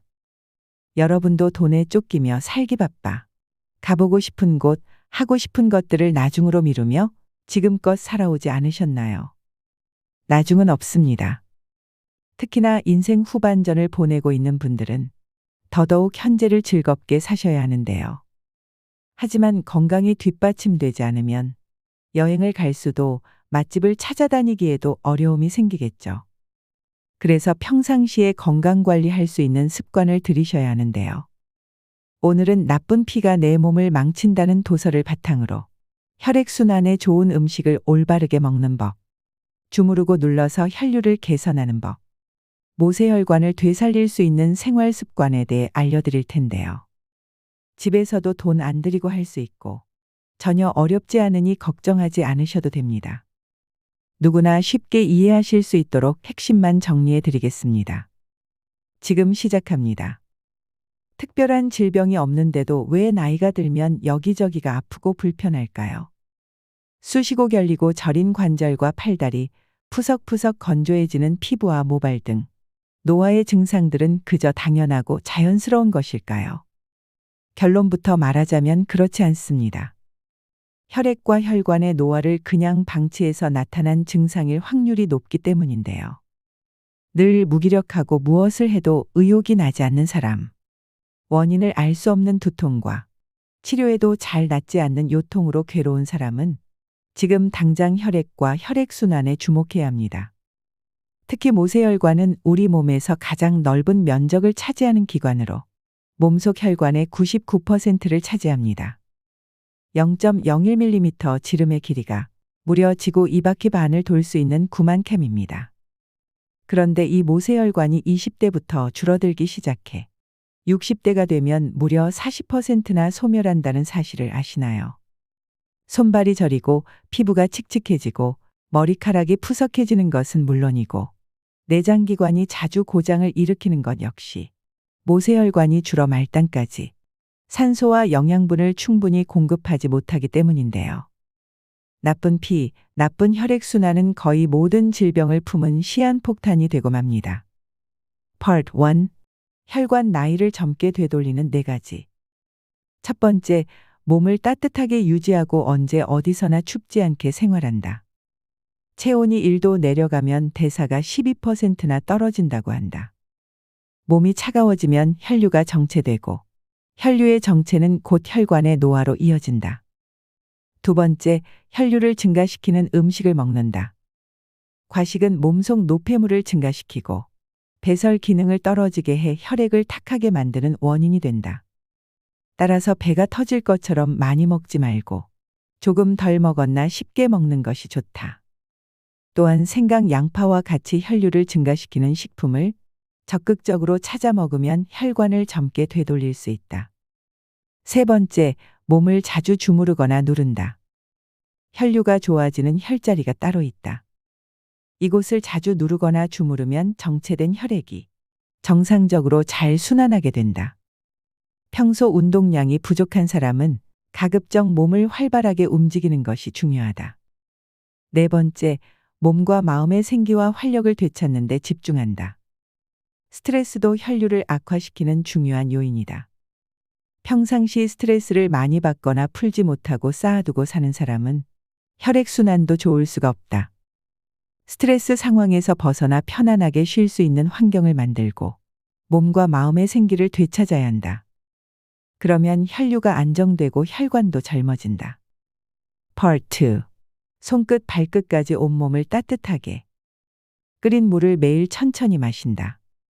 시간도 돈도 그다지 큰 노력도 들지 않고 간단하게 건강해지는 방법이 따뜻한 물 건강법이다. 그냥 맹물만 데워서 마시면 된다. 위장이 따뜻해지고 혈액순환이 원활해지면서 건강과 미용에 좋은 영향을 준다. 우리는 손과 발처럼 몸의 표면이 차가워지는 것을 걱정하지만 사실 위장 등의 내장기관도 차가워지기 쉬운 부분 중 하나다. 몸 속이 차서 위장의 혈류가 나빠지면 소화불량, 변비 등이 나타날 뿐만 아니라 피부가 거칠어지고 머리카락이 푸석푸석해지는 경우도 있다. 따뜻한 물을 조금씩 자주 마셔 위장을 따뜻하게 하면 이런 증상이 개선된다. 한 가지 팁을 알려주자면 따뜻한 물에 시나몬 같은 향신료를 첨가하면 혈액순환이 더욱 촉진되어 효과적이다. 뜨거운 수건을 목과 어깨에 댄다. 만성적으로 목이나 어깨가 뭉쳐 있고 뻐근한 사람들이 많다. 이런 증상은 지압이나 마사지를 받으면 조금 호전된 듯해도 며칠 안가 금세 본래대로 돌아가곤 한다. 이것은 오랜 시간 나쁜 자세로 있어서 부분적으로 혈액순환이 안 좋아진 탓이다. 나쁜 자세로 장시간 책상에 앉아서 일하는 사람은 일상의 생활 습관이 원인이므로 한 달에 한 번 정도 전문가의 시술을 받는다고 해서 증상이 쉽게 개선되지는 않는다. 그것보다 매일 환부를 따뜻하게 하는 습관을 들이는 편이 더 효과적이다. 뜨거운 수건으로 목과 어깨를 자주 따뜻하게 해주면 혈액순환이 좋아지는 것은 물론 경직된 근육이 풀려서 몸과 마음이 편안해진다. 자기 전에 하면 숙면을 돕는 효과도 얻을 수 있다. 꽉 쬐는 옷을 입지 않는다. 중년 여성들은 날씬해 보이기 위해 보정 속옷을 많이 입는다. 스타일을 우선시한 패션이 다 나쁜 것은 아니지만 꽉 쬐는 옷이 나도 모르는 사이에 냉증의 원인이 된다. 예를 들어 손끝에 피가 났을 때 반창고를 돌돌 감아 꽉 쬐어두면 출혈이 멈추지만 손가락 끝은 적자색이 된다. 피가 잘 안 통한다는 뜻이다. 마찬가지로 몸을 꽉 쬐는 옷을 입으면 그런 현상이 몸 이곳저곳에 나타난다. 몸이 압박되면 혈류가 나빠지고 냉증과 고혈압을 초래하므로 꽉 쬐는 옷은 가급적 입지 않도록 하자. Part 3. 혈액순환에 좋은 음식을 올바르게 먹는 법. 수분을 지나치게 많이 섭취하지 않는다. 물을 많이 마시면 독소가 빠져나가서 체내가 깨끗해진다거나 물은 칼로리가 없으므로 많이 먹어도 된다고 생각하기 쉬운데 이는 잘못된 생각이다. 물을 지나치게 많이 섭취하면 한방에서 말하는 수독이라는 증상이 생기기도 한다. 수독이란 기, 혈, 수 중에서 수가 체내의 필요 이상으로 쌓인 상황을 말한다. 수독은 냉증이나 붓기를 악화시키기도 한다. 물이 직접 지방으로 바뀌는 일은 없지만 물이 체내에 쌓이면 당연히 체중이 증가하고 겉모습도 뚱뚱해 보인다. 따라서 물을 벌컥벌컥 마시지 말고 조금씩 천천히 마시자. 하루에 섭취하는 모든 수분의 합을 2000m 이하로 유지하는 것이 좋다. 너무 찬물도 안 된다. 상온의 물을 조금씩 마시도록 유의하자. 아침에 디톡스 주스를 마신다. 현대인은 고단백, 고지방의 음식을 즐기는 경향이 있어 영양이 과다한 상태다. 과식하면 대사가 잘 되지 않은 물질이 체내에 쌓여 혈액이 탁해진다. 그래서 아침 메뉴만 바꾸는 방법을 시도해 보기 바란다. 그러면 위장이 쉴 수 있어 각종 증상이 개선된다. 뿐만 아니라 혈액이 깨끗해지고 순환이 원활해진다. 아침에는 디톡스 효과가 좋은 당근 플러스 사과 주스를 마신다. 상온에 둔 당근 2개, 사과 1개를 적당한 크기로 잘라 믹서에 넣고 잘 갈아서 마신다. 몸에 좋은 기름을 먹는다. 똑같은 기름이라고 해도 원재료에 따라 종류가 다양하다. 또한 함유된 지방산의 종류에 따라 몸에 좋은 기름과 나쁜 기름이 있다. 일반적으로 요리에 자주 사용되는 샐러드유는 오메가6라는 지방산이 주 성분으로 과도하게 섭취하면 체내 세포를 손상시키는 등 몸에 안 좋은 작용을 한다고 알려져 있다. 반면 등 푸른 생선의 기름에는 EPA라는 오메가3로 분류되는 지방산이 함유되어 있어 몸속에 들어가면 딱딱해진 적혈구의 막을 부드럽게 하거나 혈소판이 굳는 것을 막아주는 물질을 생성한다. 그래서 EPA는 적극적으로 섭취해야 할 기름 중 하나다. 그 외에 올리브 오일이나 기버터 등도 혈류를 개선해준다. 생채소보다 익힌 채소를 먹는다. 채소는 건강과 미용에 빠질 수 없는 중요한 식재료지만 다 좋은 것은 아니다. 몸을 차게 하는 음성 채소와 몸을 따뜻하게 하는 양성 채소가 있다. 익히지 않고 먹으면 몸을 차게 해서 혈류를 나쁘게 만드는 채소도 있다는 말이다. 토마토나 오이 등 여름이 제철인 채소는 음성이고 당근이나 양파 등 겨울이 제철인 식품은 양성인 것이 많으므로 계절에 따라 구분하는 것으로 기억해두자. 몸을 차게 하지 않고 채소를 많이 먹으려면 어떻게 해야 할까? 익혀서 먹는 것을 추천한다. 다만 가열하면 영양분이 빠져나가는 채소도 있으므로 수프로 만들어 국물까지 먹으면 영양분을 다 섭취할 수 있다. 절인 음식을 먹을 때는 김치를 고른다. 김치에 포함된 매운맛 성분인 캡사이신은 혈관을 넓혀서 온몸의 혈류를 원활하게 해주는 작용을 한다. 게다가 김치가 익으면서 생겨나는 유산균은 장내 환경을 개선하고 변비를 예방하고 개선하는 효과도 있다. 또한 콜레스테롤을 제거하는 효과도 있으므로 다이어트에도 최적화된 음식이다. 또한 캡사이신은 먹는 것 외에 피부로도 성분이 침투하므로 입욕제 대신 소량 사용하면 혈액순환을 촉진하고 몸을 따뜻하게 해주는 효과를 기대할 수 있다. Part 4.